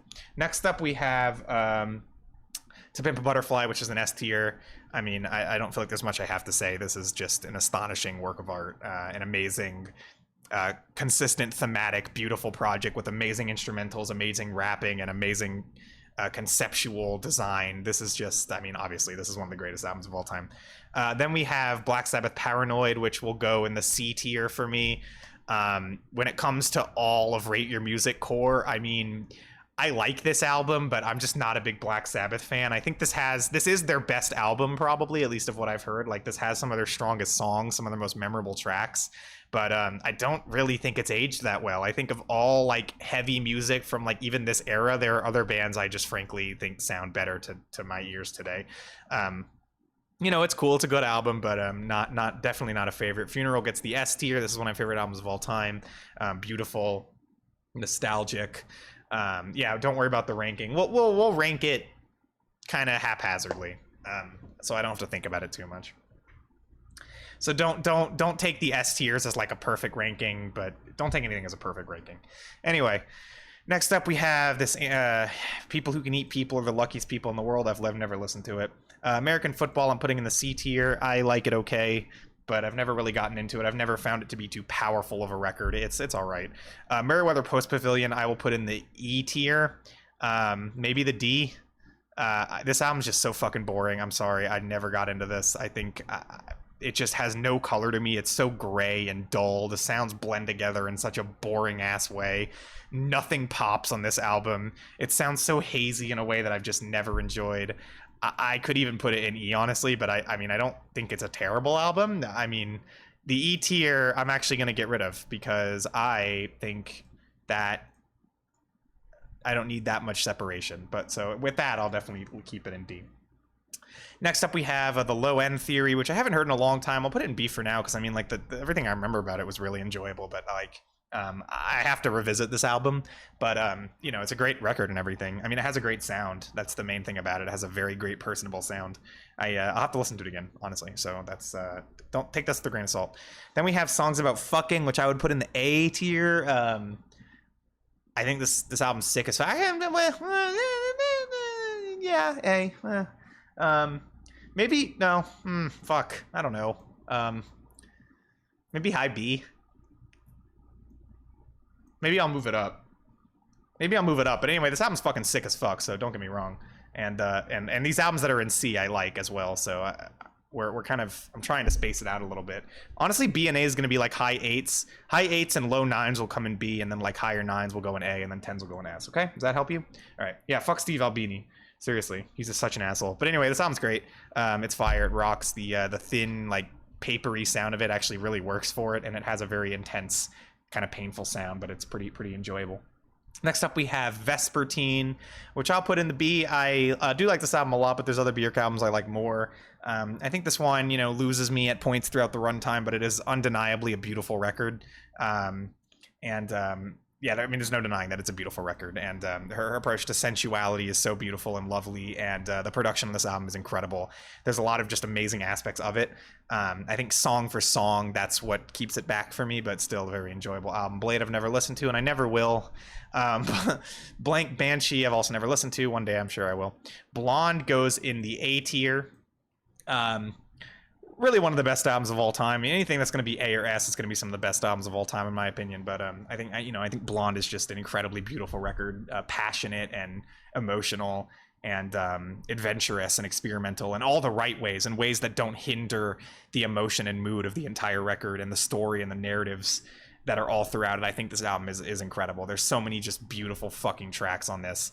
Some of my favorite songs of all time are all over this album. This is a fucking great record. Pink I haven't listened to yet. Deja Entendu I'm gonna put in the A. I'm a huge Brand New fan. I fucking love this album. I've listened to it a shit ton. I actually put it at least over Rage. I think this album's incredibly enjoyable. I think I've always found this to be their most straightforward record and the one that I always listen to the most. I will forever fucking love this album in particular. I think it's awesome. Okay. Then we have Burial. Untrue, which I'll put in the C. I do enjoy this record. I respect it a lot. I appreciate it, but it's not one of my favorites. When it comes to electronic music, I don't like the RYM core electronic music, I guess you could say. I like electronic music that excites me, that makes me actually want to dance or gets me fucking interested. And a lot of this music that Rate Your Music types tend to love in electronic is a little boring to me. And this album's a little boring to me at points. But there are other points at which I do find the sound playing to be pretty astonishing. And some of the tracks at the beginning, like Near Dark and Archangel, are genuinely fucking spellbinding. So I can see why people like this so much, but I think it's a little bit too sleepy overall to really fully vibe with. Jane Doe, I will put in the A tier. Jane Doe is amazing. I mean, it's just some of the most cathartic metal or hardcore, whatever you want to call it, you could ever hear. I guess I wouldn't know, but it's cathartic is what I'm trying to say. Anyway, the flow of the track list is amazing. Some of the songs in here are some of the greatest of all time. Like the fucking closing track is unbelievable. Heaven in Your Arms or Heaven in Her Arms or whatever. God, this album is just amazing. For that intense like rage and fury and pain that this breakup had on the lead vocalist here just comes through so hard on this record. It is really, really fucking intense and amazing. Next up is Discovery, which I will listen to soon. I swear to God, I have still not heard this album, but I will. I'm making it a goal to hear this soon. Die Lit I also haven't listened to. Donuts I would put in the high B tier. Jay Dilla's production, again, remember B tier, low nines. Okay, that's what we're doing for that. I'm trying to make sure that I can space out this list at all. But anyway, I think Jay Dilla is an incredible producer all over this album. This album sounds beautiful. The sampling is pretty much astonishing. Honestly, it's pretty much pitch perfect. The only reason I wouldn't put it any higher is, I guess, just because, you know, it's not the most replayable album in the world for me. Although I will say that, like, the fact that all these beats hit you in such small, fragmented little moments just keeps this album flowing and moving along so well. It's a really highly emotional album for an instrumental hip-hop record, and there's so many things about it which are pretty much incredible. I don't have a lot of negative things to say about it. I just don't know if I like it as much as the albums up here. It's the only thing. Then we have Introducing, which I will put in the very low B. I think as far as like an instrumental hip-hop album goes, I definitely prefer Donuts. It definitely does more for me, but this one definitely has a lot of interesting and amazing stuff going on in it too. There are a lot of fucking great beats on here, amazing sampling. I mean, really, both of these records do a great job at showing what you can do just by making hip-hop beats. And that is a ton. You can do a ton with that. There's still so much room to be explored, even probably to this day. I think that you know, these albums are just kind of landmarks in that style. Then we have Burzum, which I have not listened to. Then we have In Rainbows, which I'll put in the B, probably somewhere over here next to Low End Theory. I'll put it here for now. I really, really like In Rainbows. I think it's a very colorful and beautifully produced record from Radiohead with a lot of great songs and a really great first half. I'm not one of my favorite Radiohead records. I've talked about this before, but the second half has a couple of weaker tracks in it. It's this is a very great album, but it is not one of my favorite Radiohead records. Interpol, I'm going to put in the C tier. I mean, I think this album's good. I think that there's good tracks on it. I think it has a solid sound. It's at the same time a little bit boring for indie rock. Honestly, it's not really that great. It's you know, the songwriting is okay. I mean, it's a good album. It has very strong production and strong performances and an overall solid sound, but songwriting wise, it's not the best. There are some really high highlights. I think PDA is an incredible song and Obstacle 1 and stuff, but there's other tracks here, you know, they're good, but definitely not one of my favorites. Then we have In Utero, which goes in the S tier. This is one of my favorite albums of all time. Amazing Nirvana album. What am I even going to say about that? Then we have Led Zeppelin 4, which I'll put in the yeah, I'll put it here. I'll put it here. Yeah. No, I mean, I love Led Zeppelin 4. It's not my favorite Led Zeppelin album. I don't think it would belong in the A tier for me, especially if another Led Zeppelin album did appear, which it might not. But you know, this album's fucking great. But I feel like it just never really clicked with me in the way that some other Zeppelin albums did. Like, this album has some of their most amazing, ambitious tracks on it, and then some other tracks which kind of pale in comparison, which is a problem that some other Zeppelin albums don't have as much as 4 does for me. But this album's still fucking awesome as fuck. This is a really, really, really good album. I think I think B is where I'm going to have to leave it, though. Then we have Low, which gets S tier. This is one of the greatest albums of all time, in my opinion. I'm not even ranking the fucking S tier right now. Maybe I am. I don't know. Anyway, I think Low is incredible. It's my favorite Bowie album, and I think it's his most just amazing record. Master of Puppets I will put in the B tier. Maybe like, maybe here. No, you know what? Actually, I'll put it here. No, I really like Master of Puppets. I think this is the moment where Metallica works for me, and they don't very often. Like they're cool, but this album is legitimately great. I feel like this is the only Metallica album I've listened to that I felt like it was legitimately great. Where like every single song was amazing, or if not amazing, like at least on a similar level to some of the better tracks. There's not a lot of lulls in this track list. It's you know, it's got its peaks for sure with stuff like the title track and everything. I'm not the biggest fan of metal in general, but this is probably one of the best albums in the genre. I couldn't put it any higher because I just am not a giant Metallica fan, but I think this album is definitely their best work. Then we have Food by MF Doom, which I will be listening to soon. I swear to God, I have not heard it yet. I'm sorry. But I will be listening to this soon. Some of these albums I don't plan to listen to anytime soon. Other ones I actually do want to hear. Maybe I'll go over that at the end, and we'll see what you guys think I should listen to soonest, because I can really listen to fucking anything at this point. Then I have The Lonesome Crowded West, which I'm gonna put in the very low B tier. I would almost consider a C the more I think about this album, but I do like it a lot. There are songs on here that I think are amazing.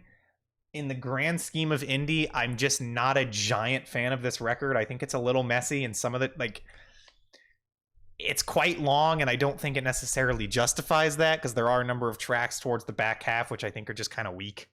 That being said, there are other songs on here that really are peak indie. Like, there are some astonishing fucking tracks throughout this record that allow me to see a little bit more why people hold this in such high regard. But for me, as a fan of indie music and indie rock, this is one of the weaker of the great indie rock albums, in my opinion.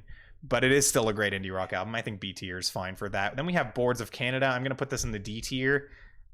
This album's so fucking boring to me. I'll put it over fucking Merryweather because I like it more than that, I guess. But I don't know, man. Like, electronic music, this fucking electronic music where you just sit and think, yes, this is very intelligent. I don't care about that shit. It's just so boring to me. It's so sleepy. This album puts me to fucking sleep. Like, the sound plays cool, you know, like, not saying they don't do anything cool on it. Like, I get it's down tempo and it's supposed to be more chill, but like, it just does nothing for me. It's just the moods that they build just aren't strong enough, and the ideas just aren't strong enough, and really nothing about it is exciting to me listening to it at all. There's a couple tracks here or there in this project that I do like a lot, but overall, like Roy G. Biv, for example, is really enjoyable, but overall, I think it's just, I think it's pretty weak. Then we have Power, Corruption, and Lies, which I'm going to put in the B tier. I will actually put it probably right around In Rainbows. Go with right here, I guess. I recently heard this. I thought it was awesome. I thought that, you know, for an 80s synth pop record, it doesn't have any of the shit that I hate about 80s synth pop. It actually is just really good. It holds up really fucking well. Really strong production, very imperfect, almost bad vocals, and I kind of love that about it. I love to hear vocalists who are all about the emotion of their singing and not the performance necessarily. And I think that that's absolutely the case with this singer. The songwriting is fucking great. The synths sound great. This album holds up pretty damn well. There are only a couple of moments that I felt like sounded really dated. But for the most part, I thought that this was just really enjoyable. I really like this album, so I'll put it there. Nirvana, Nevermind goes in the S tier. Fucking think that album's one of my favorite albums of all time. Pet Sounds I'm going to put in the C. I'm sorry, I just don't love this record. I'll put it probably the highest in the C. You know, this album has like some of the greatest songs of all time on it, and that is undeniable. When it comes to like, Wouldn't It Be Nice, God Only Knows, that single in particular is God tier. But the rest of this album, to me, I've just never vibed with it 100%. I just think that it's good. I like it. I can feel the emotion behind it, and the artistry is impressive for the time. But I have never gotten into this record. I think it's a good album. And I just, not one of my favorite of the classics. Then we have Animals, which I'll put in the S tier. I may have to move some stuff up to A at the end. We'll do that because I'm not going to move any of my 10s into the fucking A tier. But obviously Animals I've talked about enough. One of my best albums of all time. There are a lot of amazing albums here. I mean, music's right about a lot of stuff, you know? Not everything, but a lot of stuff. Doolittle gets S tier. Yeah, we're going to have to change around the A tier a little bit, but we'll do it at the end. Pom Pom I have not listened to. Portishead Third I have not listened to. Automatic for the People gets D tier. I think this album's boring. I just don't get it. I'm gonna be real. I just don't get it. I don't think... I've never been a big fan of REM, but this is the only album I've heard, so maybe I'd change my mind if I listen to more albums. They definitely do have some great singles, and I'm ranking Rate Your Music Core according to tier list. I don't know how they gathered this Rate Your Music Core, but whatever.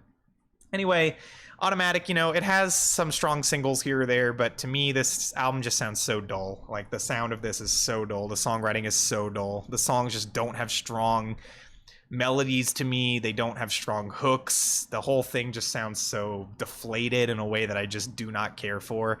I mean, I'm sure there's REM albums that are for me, but this is just not one of them. I personally just don't vibe with this album. Then we have Revolver, which I'll put in S tier. I'm not even talking about the S tiers because I'm doing like a fucking 3-part video series about my 10 out of 10, so you should already know what I think about these. Next up, I have Slanted and Enchanted, which I'll be listening to fairly soon. Siamese Dream gets S tier. Daydream Nation will get A tier. I'll put it here. Daydream Nation is fantastic. I think that for a noise rock album, this is like the most pillowy and comforting sound ever. I just think this album sounds like the wind just picking you up and carrying you away, and it is fucking lovely. I really, really enjoy this. The guitar tone is impeccable. The production in general is just astonishing, and I love pretty much everything about it. Like, really, they do such a good job blending their hard edge with a much softer and more pleasant sound, and they do it in a way that is pretty much amazing. So I would have to give that an A tier. Next up, we have Soundtracks for the Blind, which goes in the S tier. I'm not even talking about it because you already know what I think. Slowdive Souvlaki will go in the C tier. I do quite like this record. I just don't find it to be that interesting. I don't find that the production really brings out that much in the shoegazy sound here and the dreamy sound. It just feels like it's lacking in some pretty substantial ways to me. And while I enjoy the songs on it, nothing about this album really blows me away, or at least very uncommonly. It's a song for song basis for me with this record. Like When the Sun Hits is an incredible track, but then you have other tracks here that are honestly kind of weak. I just, you know, I can see why people love this album. It's just not necessarily 100% my thing. When it comes to dreamy sounding albums, I tend to be iffy on these, and it's, you know, it differs album to album. Next up we have, I was going to say Sinner They've Gone, Sinner They've Vanished. That's not the name of it, is it? Spirit They've Gone, Spirit They've Vanished. That's right. I haven't listened to it. Strawberry Jam, we're going to switch the A tier around. I'm going to move all my 9s into the A tier, okay?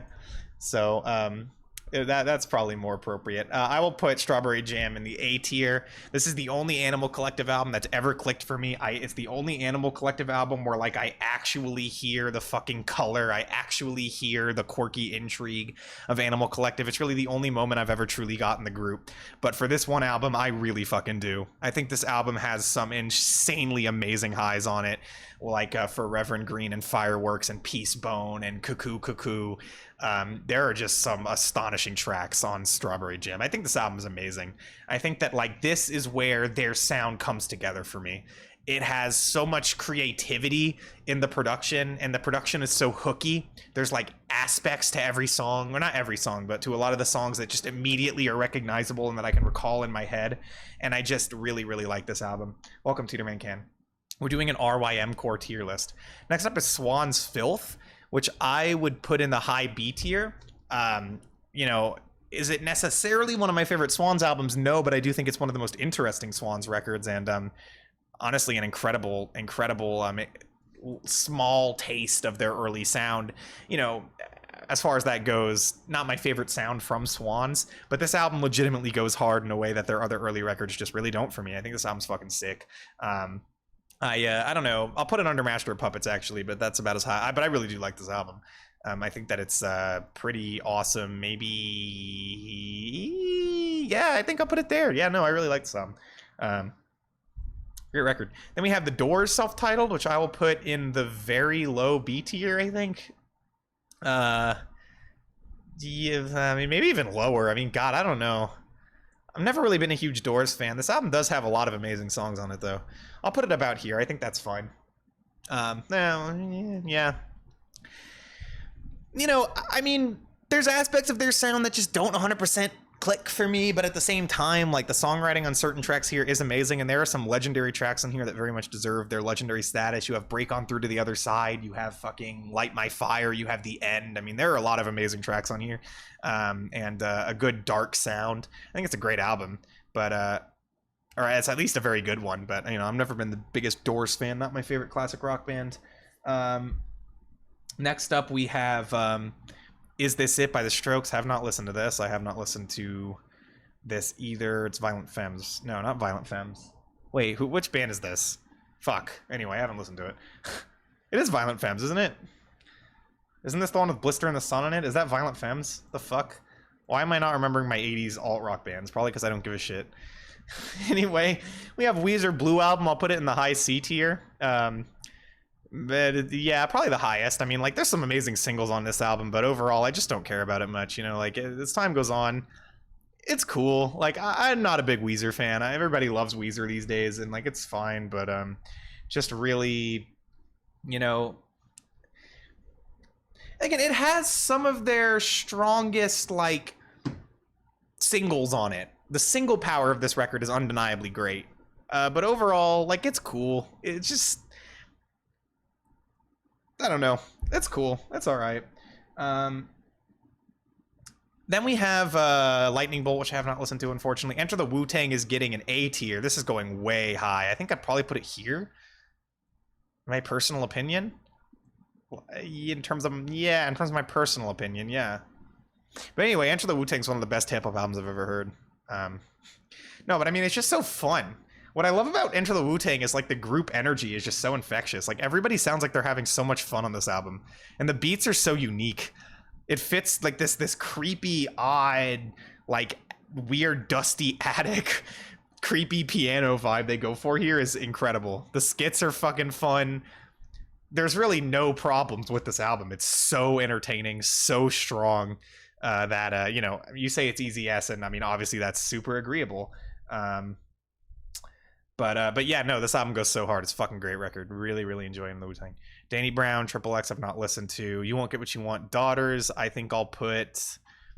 I don't even like that I have to talk about this because I'm still so burned on the fucking Alexis Marshall shit. That still disgusts me so much. But talking about the album in a vacuum, I'd probably put it in a high B. You know, there are really amazing tracks on here. The sound is really strong. Let's go with that for now.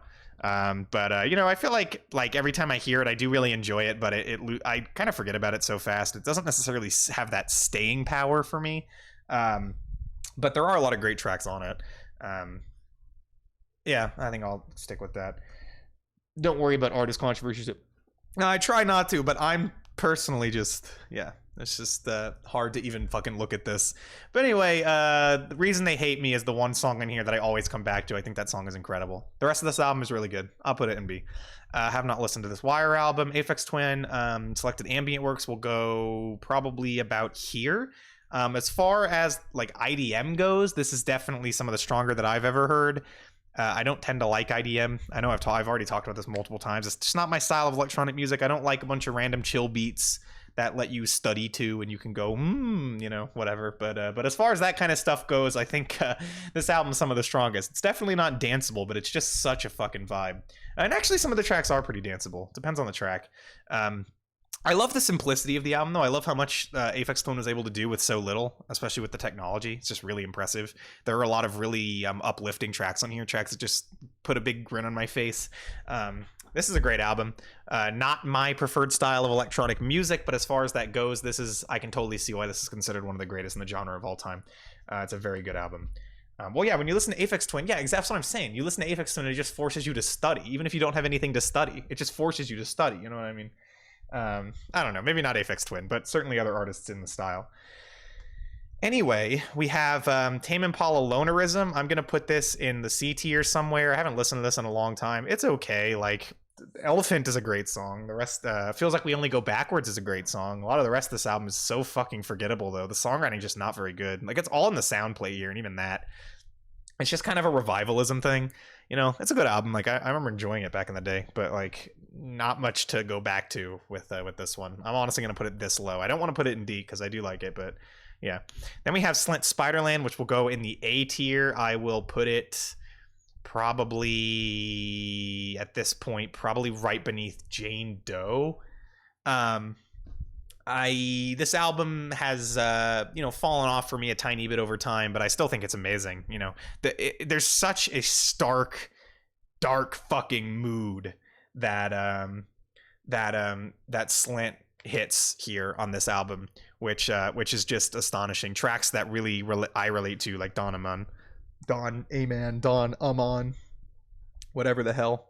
I mean, I love the spoken word poetry of the album. I love the overall sound. The dynamic range is crazy. It is a very technically proficient and moody record that really, really, really does take a lot out of you to even listen to. But it is a great record. I'll put it there. Then we have, I don't even know what this is. Does anybody know what this is? I don't think I've ever seen this before. Like, what even is this? Does anybody know? Anyway, putting it there. Black Star I would put in the high B, probably like here. Great Bowie record, really powerful around the time that he passed. This album was, no, you know what, fuck it, no, I'll put it up here. Probably put it right below Metallica, but yeah, no, this is a beautiful record, a very experimental and out there record for the latest, the final David Bowie album, and it just does so much with that. There's so many interesting ideas and concepts, and such a powerfully sad and moving experience to listen to. Really, really great album.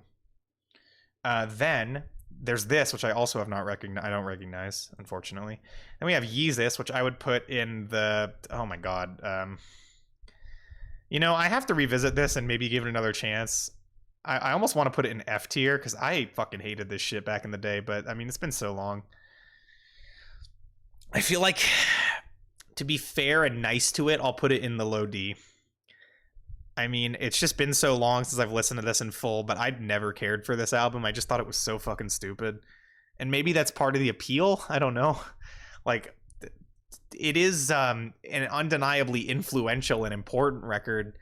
And in a way, I respect Kanye doing it. That's about as much as I can say for Yeezus. But I really do not fucking like Yeezus. I'm going to leave it in D. Just for some degree of respect that I have for the record. Yeah, Death Grips did it before Kanye, sure. But Kanye do it. But first of all, this album sounds different than Death Grips. And secondly, Kanye doing it was a massively important move that inspired a lot of industrial hip hop is inspired by Yeezus, not by Death Grips. So let's not just say that Death Grips did it first. Like, yeah, Death Grips did it first in a way, I guess. But I don't think that. I think Kanye was on his own thing here to some degree. And I feel like a lot of industrial hip hop going down a more vulgar and kind of absurd route is based on what Kanye did here. I just don't think it's that great. Anyway, then we have The Wall. I would put The Wall in the A tier. Probably like here. Yeah, probably there. I love The Wall. I think it's a fucking great album. I guess I talked about it more in the Pink Floyd tier list, and we'll mostly leave it at that, but I really like this album. A lot of amazing tracks, great concept, maybe not necessarily the 100% best execution when compared to like the movie version, and that's kind of hindered it in my mind over time, but I mean, I still think this is an excellent record. Then we have Unknown Pleasures, which I would put in the A, fairly low, probably here. No, probably here. Yeah, I put it probably there. Unknown Pleasures is great. I mean, I've always really liked the album. Just such a stark, dark, and spacious, moody sound that just works so well. And it still holds up so well to this day. Like, it still sounds so much like it's not of its time. I think that's pretty astonishing about it.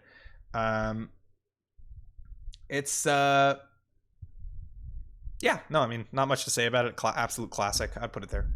Then we have Death Symbolic, which is getting an S tier. This is my favorite metal album, hands down. Then we have Another Green World by Brian Eno. I would put that probably like here, maybe here, yeah, maybe like here. Do I like it more than Aphex Twin? No, I don't. I'll put it there. It's a really good album. I listened to this somewhat recently. I like the blending of art rock and early electronic music is definitely interesting, and Brian Eno is, of course, such an innovator, and you hear that on this album. I definitely liked it. Thought there were a lot of good tracks on it. Then we have Lift Your Skinny Fists Like Antennas to Heaven. I would put that in the A tier, probably just under The Wall. Maybe Over The Wall. Yeah. Maybe. This album's amazing. I mean, it's amazing.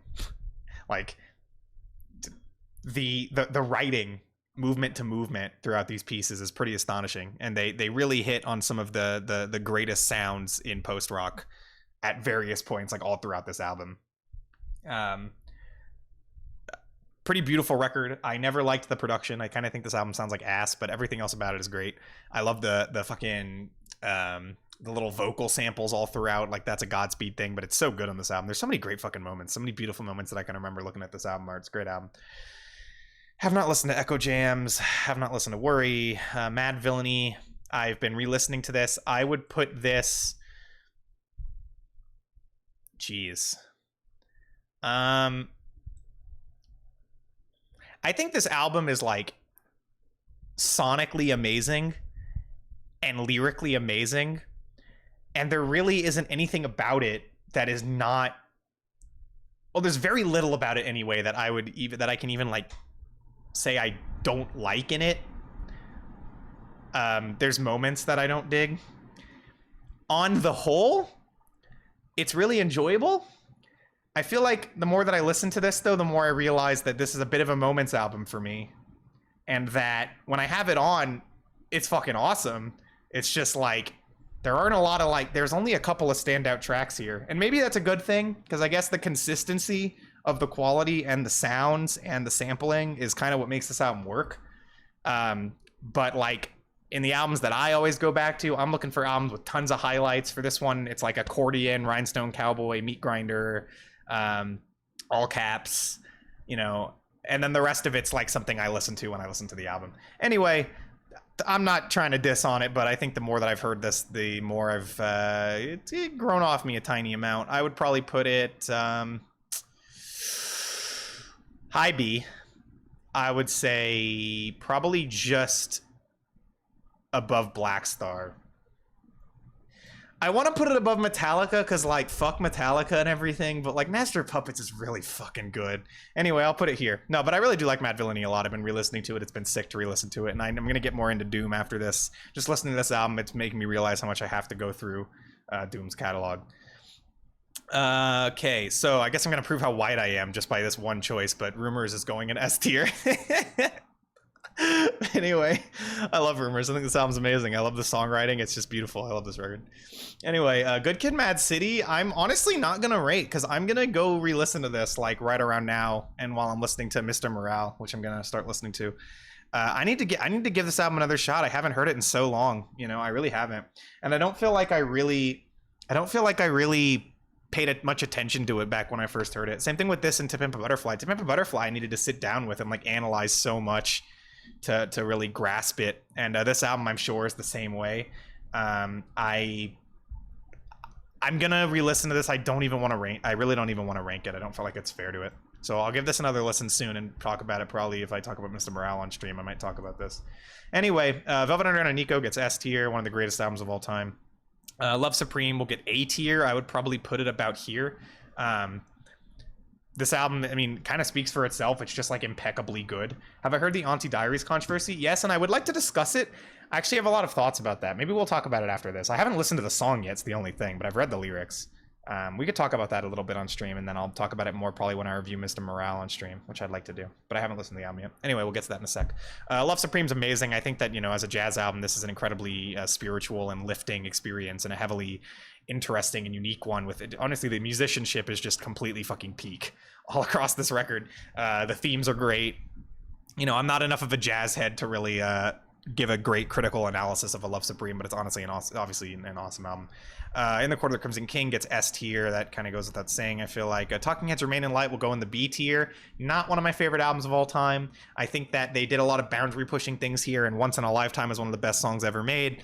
I unfortunately don't feel like I personally can say that about any other track. You know, I really like this album. I think the grooves are awesome. The synths are awesome. Who is the person who did the synths? Bernie Worrell. Isn't that the name of the guy who did the synths? Bernie Worrell. Anyway, the synths are incredible. There's a lot of things about this album that are amazing. It's just never 100% clicked with me. I'm just not the biggest fan of new wave, really. So that's always going to hold it back a little bit. I would put it above In Rainbows, but I'd probably put it here. Anyway, great album though. Then we have Devil and God Are Raging Inside Me, which I honestly, I mean, fuck, I'd almost put this in S. But I'll put it in really high A. That's an astonishing fucking album. That is an astonishing fucking album. That is such an experience, like listening to the entirety of Devil and God. It's just such a moving, profound experience. Such an intensely sad and powerful record. And I think that, like, so many of the songs on here are some of the most impressive fucking rock songs, emo songs, whatever you want to say, ever. It has a slight bit of a dip towards the very end of the album. But I think besides that, this is an astonishing fucking record. I would put it just below College Dropout, I think, somewhere like that.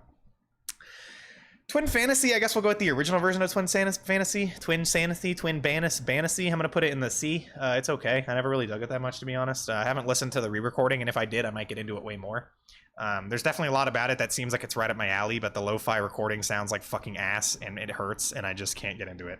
So it really hinders the songwriting for me listening to this album. And again, this might be what's the new one's called Face to Face, and the old one's called Mirror to Mirror now, right? Which, well, whatever the case, this is the old one, the original recording I'm ranking. Okay, all right. Ziggy Stardust I would put in the high A tier. I'll probably put it right here. Yeah, I would put it right there. That's an amazing album. I mean, it's almost flawless, honestly. Like, the songwriting is just impeccable, just incredible. David Bowie's performances are amazing. The theatricality is amazing. Really fucking great. Just, yeah. What else is there to even say about it? Tool Anima is going to go in the low C. I put it there. I don't like Tool very much. I think they're funny. The only reason I like them is because I like making fun of them. No, but there are some good songs on Anima. I definitely like Lateralis more. I think Lateralis is a stronger record. Some of the tracks at the very beginning of this album are great, but then after that, a lot of it's just kind of okay to me. The interludes are terrible. Yeah, you know, it's all right. It's okay. It's fine. Miles Davis Kind of Blue I will put in the very low B. There's nothing to say about it. It's kind of like, I don't know. Over time, it's like, does this album really stick with me? No. I'll put it above Modest Mouse, I guess. I'm not even going to criticize or say anything. This is really just an opinion thing here. Like, I just don't personally like listening to this that often. It's kind of background music-y to me sometimes. So What is the highlight for me, and I always find So What to be amazing. But then, like, kind of once Freddie Freeloader starts and I get into that song for like a minute, and then after that, this album kind of loses me. So it's just whatever. But anyway. Nas Illmatic will go in the A tier. I'd probably put it probably right before Slint. No. Yeah, probably there. Lyrically astonishing. The rapping is astonishing. The production is amazing. I mean, some of the best beats ever land on certain tracks in this album. It's really just an amazing record. You don't need me to tell you that. But the storytelling is so good. And there are select songs in here that are some of my favorite rap songs, like, ever. I can totally get why this is like the holy grail of hip-hop to so many people. It is a great record. Carrie and Lowell I would put in the very high C tier. I think it's a very moving record. I don't know if musically it's my favorite, but the topic is deeply sad, and it really does come through, and I feel like that mourning and that grieving is something you really feel on this record. I do quite like the record, but I guess it doesn't, musically and songwriting wise, I was not stunned by this album or really that impressed. But the mood and the themes and the actual concept is definitely makes it a tough, fairly memorable listen. I just probably wouldn't put it any higher than this, given what I do have in the C tier. Next up, we have Flower Boy, which I'll put in the B. I'd probably put it like right above Vespertine. I love the colorful production. I love the beats are just great. Tyler has such great personality and lyrics on this album, and it's a really just joyous and uplifting sound that I think really hits hard. I don't have a ton to say about it, but it's a very very good record. And then I'll go with The Money Store, which gets an S tier. We were just talking about that. Queen is Dead will go in the A tier. I would put it probably right here. No, right here. When it comes to the Smiths, like, after having heard all their studio albums, this is the only album from them that I love. Louder Than Bombs I love, but that's a compilation. But I love Louder Than Bombs. But Queen is Dead is just incredible. This is to me, their only fantastic record. It has amazing songwriting, their best songs, ambitious tracks that don't sound like everything they've ever done. I'm listening to the self-titled right now. Yes, I don't like it. Queen is Dead, just amazing. Like, this album's so re-listenable to me too. It has so much variety of mood that it's just such a great album. It just so many incredible tracks. And then you have There Is a Light That Never Goes Out, which, I mean, still probably all this time later is like a top 10 all-time song for me. I think this album is incredible, so I would definitely put it up there. Crow Looked at Me is hard to even rank. I'd probably put it like all the way down here. I don't even feel good ranking it though. I mean, this is an album that I honestly, I've heard, I heard a couple times, and I think at this point in my life, do I ever really want to sit through this album again? Probably not. It is very tough to listen to. It is probably one of the best musical examples of grief, just all around. Just the grief that you feel listening to this is so intense and real that it does make it tough to hear. But it's a beautiful album. I just it's really difficult subject matter on there. So I haven't listened to this Car Seat Headrest album. I haven't listened to this. Well, I listened to the Cooper album once. I found it really boring. I haven't listened to that. World is a Beautiful Place or whatever it's called. Haven't listened to Unicorns. Jesus Christ, haven't listened to that. Troxy Exhibition I would put in the B tier. I'll probably put it about there. This album's rad. Just Danny Brown just kills it on this album. The beats are great. It's dark and in such an exciting way. So many like highlights in this album that I could go back to and listen to right now. I just love this record, so I'd probably put it about right there. Then we have John H. Newsom Yeast, which is going in the S tier. I've already talked about it. Amazing album. The Antlers Hospice, I think probably a low B. It's very good. It's very sad. It does what it's trying to do very well, which is make you really sad. It does that very well. I would put it in the B, I guess. I feel like that's the best thing that it does, but there are some great songs on it. It's a good album. Next up, Have a Nice Life, Death Consciousness. That's going in the A tier. I'd probably put it all the way up here. Death Consciousness is incredible. Maybe like right below Blonde. Maybe. That's a tough call for me. But anyway. Yeah, I'll put it right below Blonde. But yeah, seriously, this album's just unreal amazing. I re-listened to this a while ago, and it just stunned me all over again. What a beautiful, haunting, fucking depressing album. Really the kind of thing that I try not to listen to, because it makes me, it hurts me to even hear it. But it's amazing. This is Young Thug, isn't it? Isn't this Young Thug? I don't know. Haven't listened to that. This is Either Or. I would put this in the B, probably about here. Great album, lots of great songs. I guess doesn't personally floor me personally, but great album. That every time I listen to it, I just really highly enjoy it. It just I don't know, for singer-songwriter albums, not one of my favorites, but great album. White Pony, that's gonna go very high for me. I fucking love this album. I'll probably put it right here. Yeah, White Pony is just amazing. The heaviness, the sound, the the dreaminess of it as a metal album is just amazing. The songwriting is amazing. There's so many just like fucking astonishing, jaw-dropping moments all throughout this album. Amazing songs. Just such a fucking great record. Such a great record. I gotta put it there. Then I have Carly Rae Jepsen Emotion, which, you know, it's okay. I didn't mind this album. I would probably put it about here. Probably about like right there. It's nice. It's a good pop album. I don't know if I really understand why people who aren't otherwise into pop latched onto this so hard. But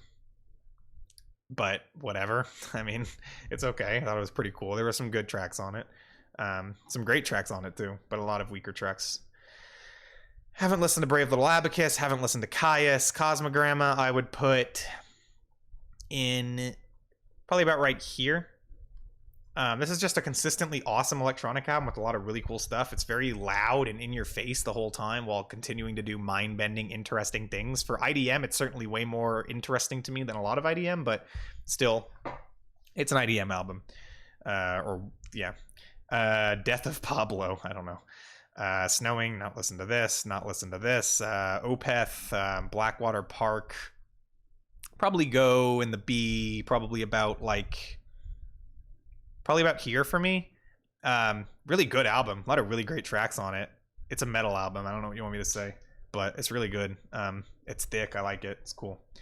Brockhampton, Saturation 3, can we just consider this like all three saturations? Or, I don't know. Does it have to be Saturation 3? I don't really like Saturation 3 that much. My favorite's 2. I like 2. Saturation 2 would go like high B. Saturation 3 will probably go like right there. Or, yeah, probably like right there. Maybe even like there. Maybe there. Maybe this should go down too. Yeah, something like that.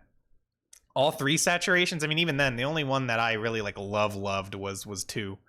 But I'll just say this is 3. If it could just be, they should have just put all 3 on here. That would have been better. But Saturation 3 would go like there. Then we have My Bloody Valentine. And listen to this. London Calling gets S tier. Fucking love that shit. This I listened to one time. I thought it was awesome, but I haven't listened to it enough. This I've never listened to, but I really do want to. Daniel Johnston. And then Nick Drake, Pink Moon goes in the S tier, of course. We have Lil Ugly Mane, Mr. Thug Isolation. Also have not heard that. Sophie, Oil of Every Pearl's on Insides. I'm going to put that in the highest spot in the B. I love this album. I think it's amazing. Sophie is incredible. And R.I.P. Her death was that was a tough one.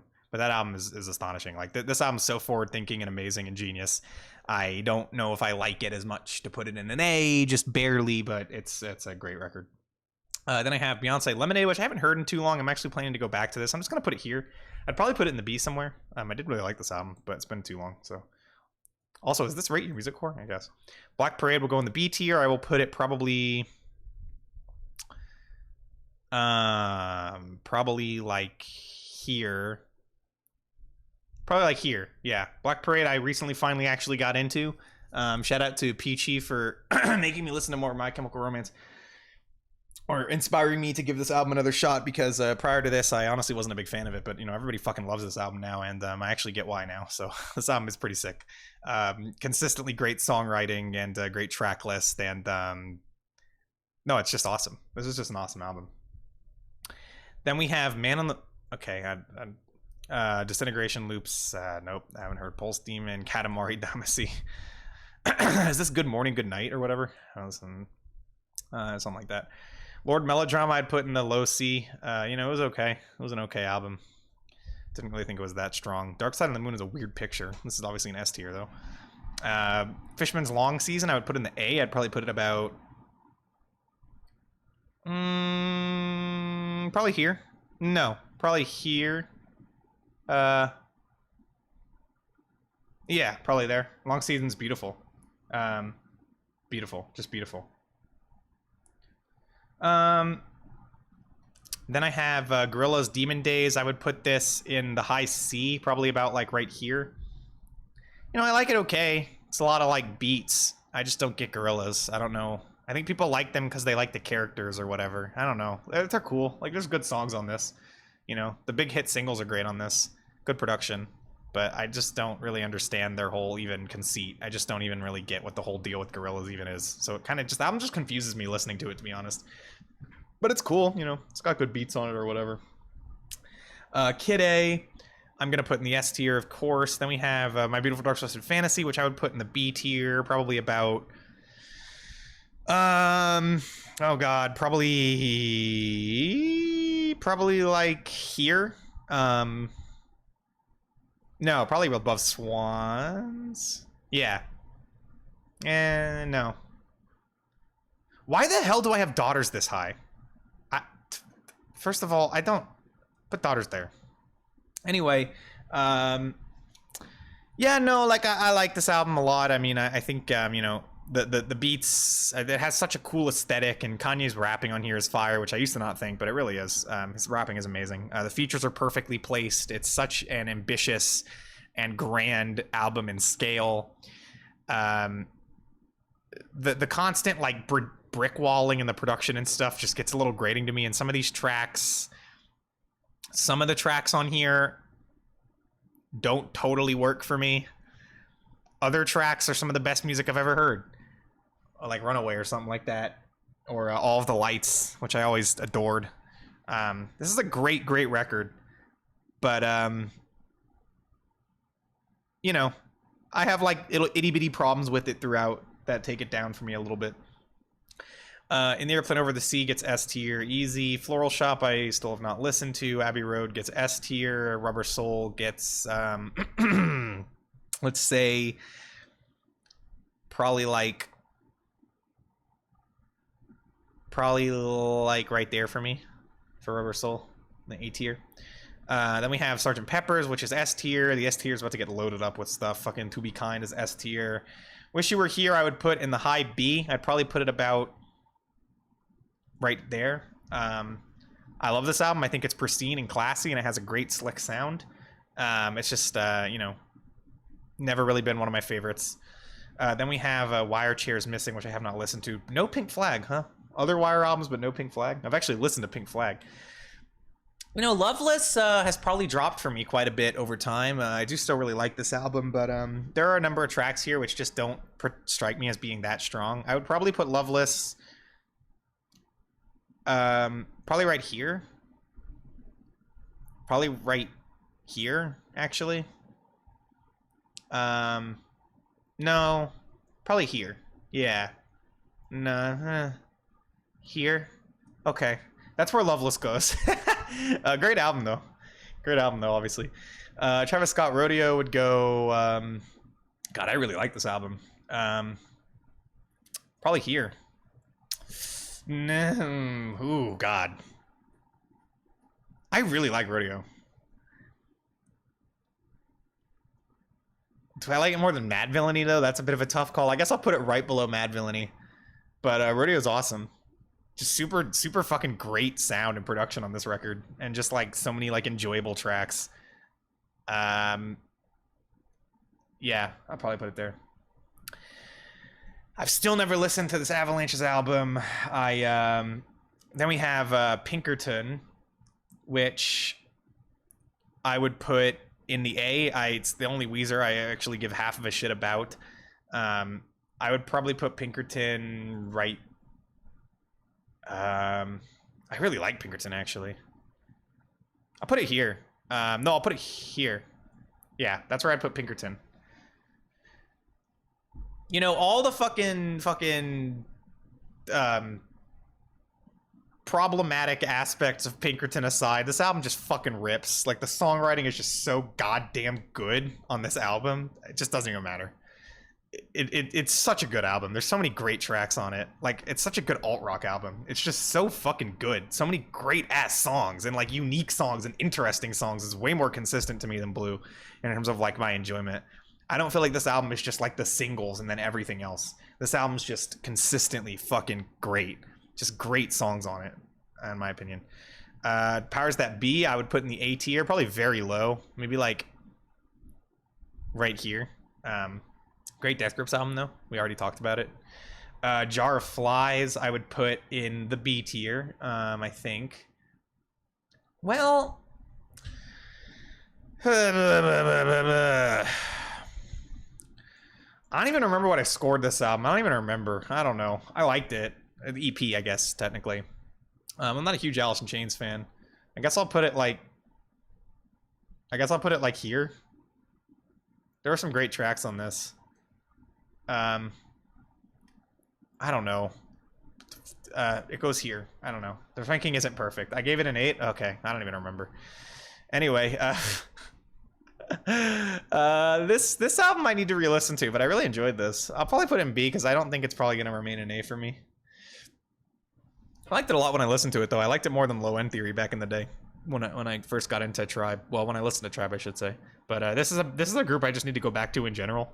I guess just to honor my current or my feelings that I had when I did listen to it, I'll do this. I'll put it like right over that, okay? But listen, I haven't listened to Tribe in a while, so I'll get back into them and probably have a different view of it. Anyway, this is a bit of a weird collection of Rate Your Music Core. Like, I don't really know if this is necessarily accurate as to what RYM Core entirely is. I feel like there were some omissions and there were some weird inclusions. But this is my Rate Your Music Core tier list. So, yeah.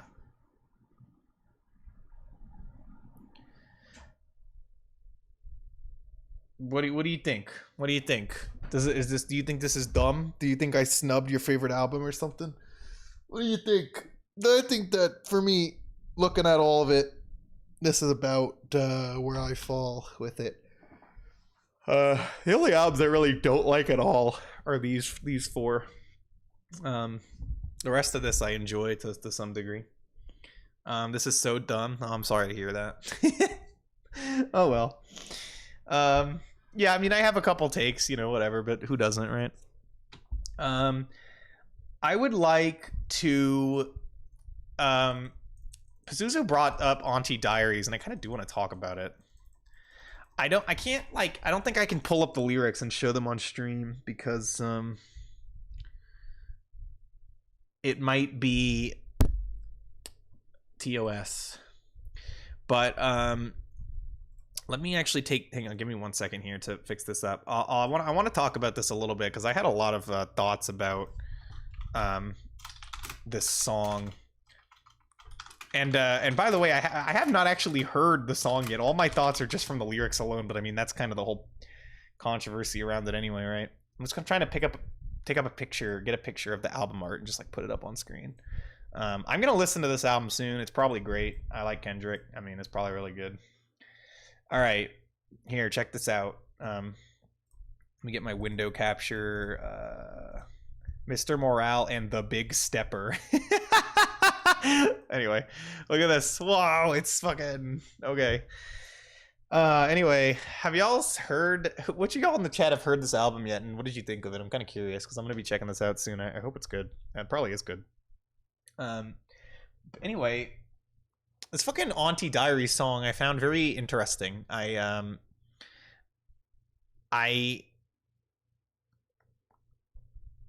read the lyrics like twice now, and I kind of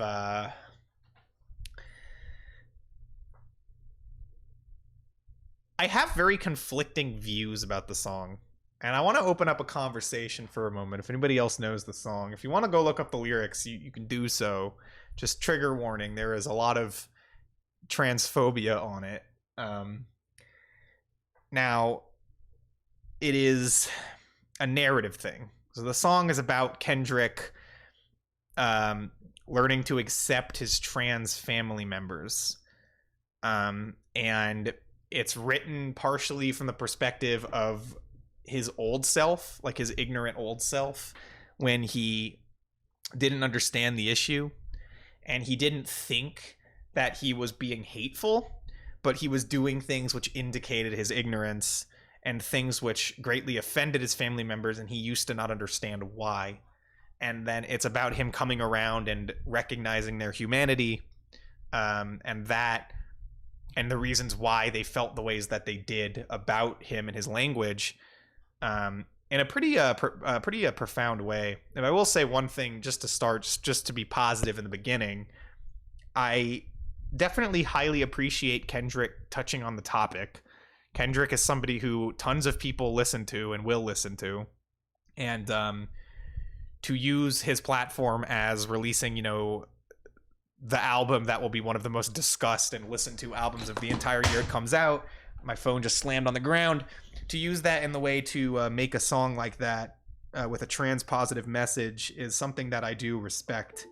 And I think that for a lot of listeners, particularly cis listeners, probably only cis listeners actually, but cis listeners are going to get a lot out of the song. Like, it's going to resonate with them, especially if they're the kind of people who at one point used to not understand trans issues, and people who are in the same boat that he is. I think an outwardly hateful transphobic cis person is not going to get a good message out of the song, but they weren't going to anyway. But somebody who might be like potentially supportive, or maybe even thinks they are supportive but doesn't understand how their language might be harmful or bad, the song might resonate with them a lot. So I can recognize listening to the song, and I felt this way from the moment I read those lyrics. I felt alienated reading those lyrics. I read them and I was like, this is not for me. This is not for trans people. This is not for my community. This song is not for us to listen to and get anything out of. It very clearly is not. It's for cis listeners. And that's okay. In fact, that might even be necessary in a way. At the end of the day, I don't need Kendrick Lamar to pander to me. I don't need Kendrick Lamar to tell me that being trans is valid. Like, I know, and he's not even trans. Like, it's good for him to say that and to push that message, but he should push it in a way that's going to, do positive things in his own audience, right? Like, trans listeners, we already known, So that's the positive thing that I have to say about the song. Now, to get into the details about it that are controversial, if you can say, when Kendrick Lamar writes from his ignorant self on the track, he just constantly misgenders and dead names his family members, as well as says the F slur quite a number of times. So it's complicated to me. And this is why I find this song and this topic interesting. It's complicated to me because I need to change the title of my stream. It's still Death Grip's tier list. It was Death Grip's tier list when I was doing the fucking rate your music. You guys don't ever help me out. It's cool. I'm kidding. Hold on. Sure, that works. Anyway, it's complicated because I recognize completely the point of what he's doing. Like, I get that it's that by the end of the song he stops doing those things. That by the end of the song, when he recognizes and understands their humanity, he stops misgendering and dead naming and all of that kind of stuff. I totally understand the entire point of everything that's in the song. I totally understand what the message of the song is. I don't misunderstand it in the slightest. And I think that it's a perspective only a cis person could really have, and that isn't invaluable. That is valuable to a degree, especially for an artist who a lot of cis people are going to be listening to. A trans artist wouldn't put out a song like this, but that's because a trans artist would know their audience doesn't need to learn any of this. So I get that. And, I find that valuable in a way. It's just like, first of all, I want to touch on something again in the song's defense. A lot of people who I saw getting upset about the song. Now, all the people I saw who got upset about this aspect specifically and nothing else were all cis. I just found that interesting. But I found a lot of cis people getting offended by the song's use of the F slur, but not bringing up anything else about the song, just the F slur. Like, obviously Kendrick using the F slur is very touchy, and he probably shouldn't. But to me, that's by far the most defensible thing that he did. The most defensible thing that he did that is kind of iffy. At the end of the day, he says the word in his past self to show how he used to just throw it out there without any care or thought. And then by the end of the song, he doesn't say it. He says F slur instead, right? He never says the F slur directed at any trans or queer person at one point during the song. He says it because he used to just say it thinking that it didn't mean anything if you just said it. The same way that woman who came on stage with him said the N-word. That's like the whole point of that part of the song. He's saying, like, I used to use it the same way that she used the word on my stage, but I thought it was wrong when she used that word on my stage, so I guess that shows me it's wrong to say it.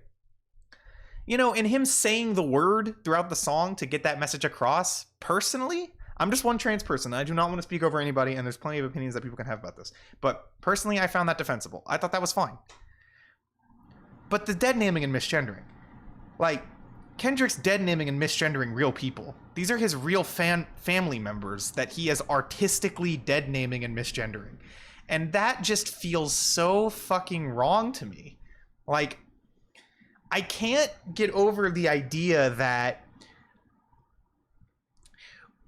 What if, like, one of my family members learned to accept me? Maybe I, like, found them to be offensive sometimes, but we were on good terms, and I helped them understand, and then eventually they became a supporter of me.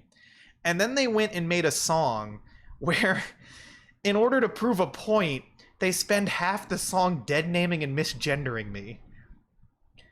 And when you think about it from that perspective, it just feels kind of fucked. Like, I understand that's the point, but it's like you're a cis guy playing around with dead naming and misgendering like it's a tool for you to use in your song, and I just don't know if that's right. And then, of course, Peachy brings this up, and I wanted to mention this as well. All of that aside, like, at the end of the day, maybe he talked to his family members and, like, consulted with them before writing the song this way, and maybe they were like, yeah, you know what, this'll do good, I'm okay with that. Maybe he did, and if that's the case, I think it's better. But he dead names Caitlyn Jenner in the track. And that to me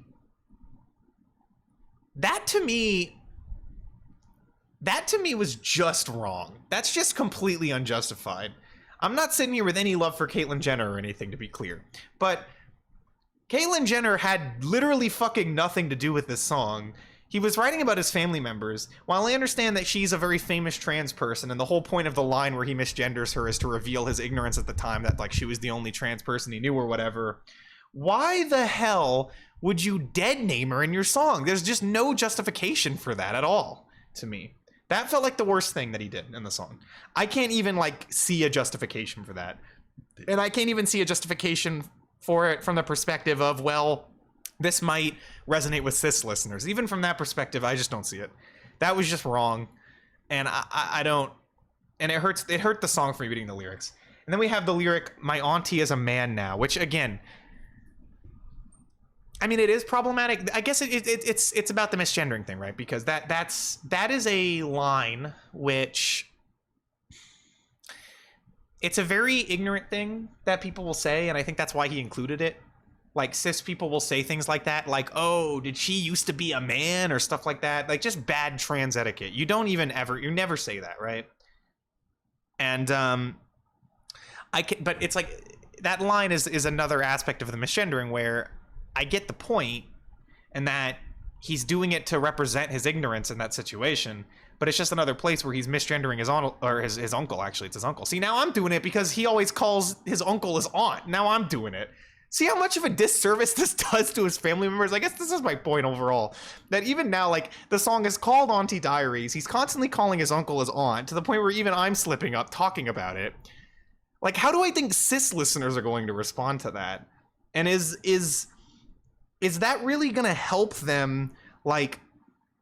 Is that really going to help them navigate the topic or understand the etiquette or become less ignorant about trans people? And that's really where all of the justification is going to come in, because if it does, then even though as a trans person myself, and, you know, I find the song highly alienating and fairly disturbing, I think that if it does good for cis listeners, then I think the song's accomplished its goal, and I think it's a positive thing.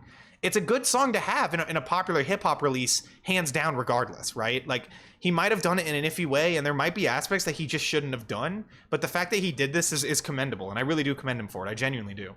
Like, I don't think you get massively popular mainstream hip-hop albums talking about trans issues in the way that Kendrick did on this song, and I think that is an important thing that needs to happen, you know?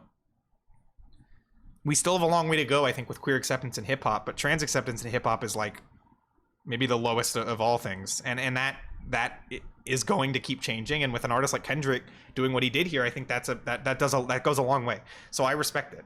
It's just like, I really hope Kendrick was aware of the gravitas of what he was working with when he used this narrative tool. You know, I really hope he was aware of that, and that he was trying to be as careful and respectful as possible, and that he really thought about every line he wrote here, because I don't think you necessarily need to do that just to be trans positive, but if you're going to do it in this way, if you're going to be dead naming and misgendering and like saying slurs, you have to walk the finest line in the world. And it's like, I guess that's where the question lies still for me, is did Kendrick really do that? I don't know. I don't know. You completely agree with me. I think I'm willing to give this song more credit just because this is a big step for acceptance. Just an incredibly messy execution. I also give it credit. That's the thing. I don't want to sound like I'm against the song. I am happy that it exists, and I will say, when I read the lyrics this the first time, I found them really moving. I found them alienating, kind of disturbing, uncomfortable, but it was a cis perspective I've never heard laid out so intelligently, and like only Kendrick can do that, you know, because he's just such an intelligent writer. And I found it moving for that reason. And the final verse about like that the fan coming on stage and saying the N-word and like going over that and reflecting on that in the context of this song was amazing. I found that amazing. And I can't wait to listen to the actual track. But I just, you know, it's undeniably messy, and maybe it needed to be messy. Maybe it's good that it's messy, aside from the Caitlyn Jenner line, which I just don't find justification for. But at the end of the day, you know, it is, and I think it's at least worth discussing it a little bit. You see people hating that Kodak is in this album. I do. I honestly don't know much about that. I mean, I know why. I don't even want to say it because I don't know the validity in any claim that I've heard, because I literally don't know anything about Kodak Black. So I'll research that more for when I talk about this album or review it on stream next time, or maybe, you know, soonish. I'll make sure I read into that, because I've heard about that, and from what I've heard, I can definitely see why people are very upset about that. I see the point, at least, but I need to learn more before I really say anything on that. So I don't want to just like, you know, jump in on the topic right now. But anyway, we'll actually probably talk about this album next time. I'd love to listen to it. I want to listen to it, and I'll try to get that done before next week, since it's kind of, you know, hot off the coals right now. But anyway, hey everybody, I appreciate that you were here. We're gonna finish wrap up stream today because we've gone for a while. I'm gonna keep editing the third part of reviewing every 10 I've ever given, so that hopefully will be out before the next episode. I apologize for all the delays that have happened.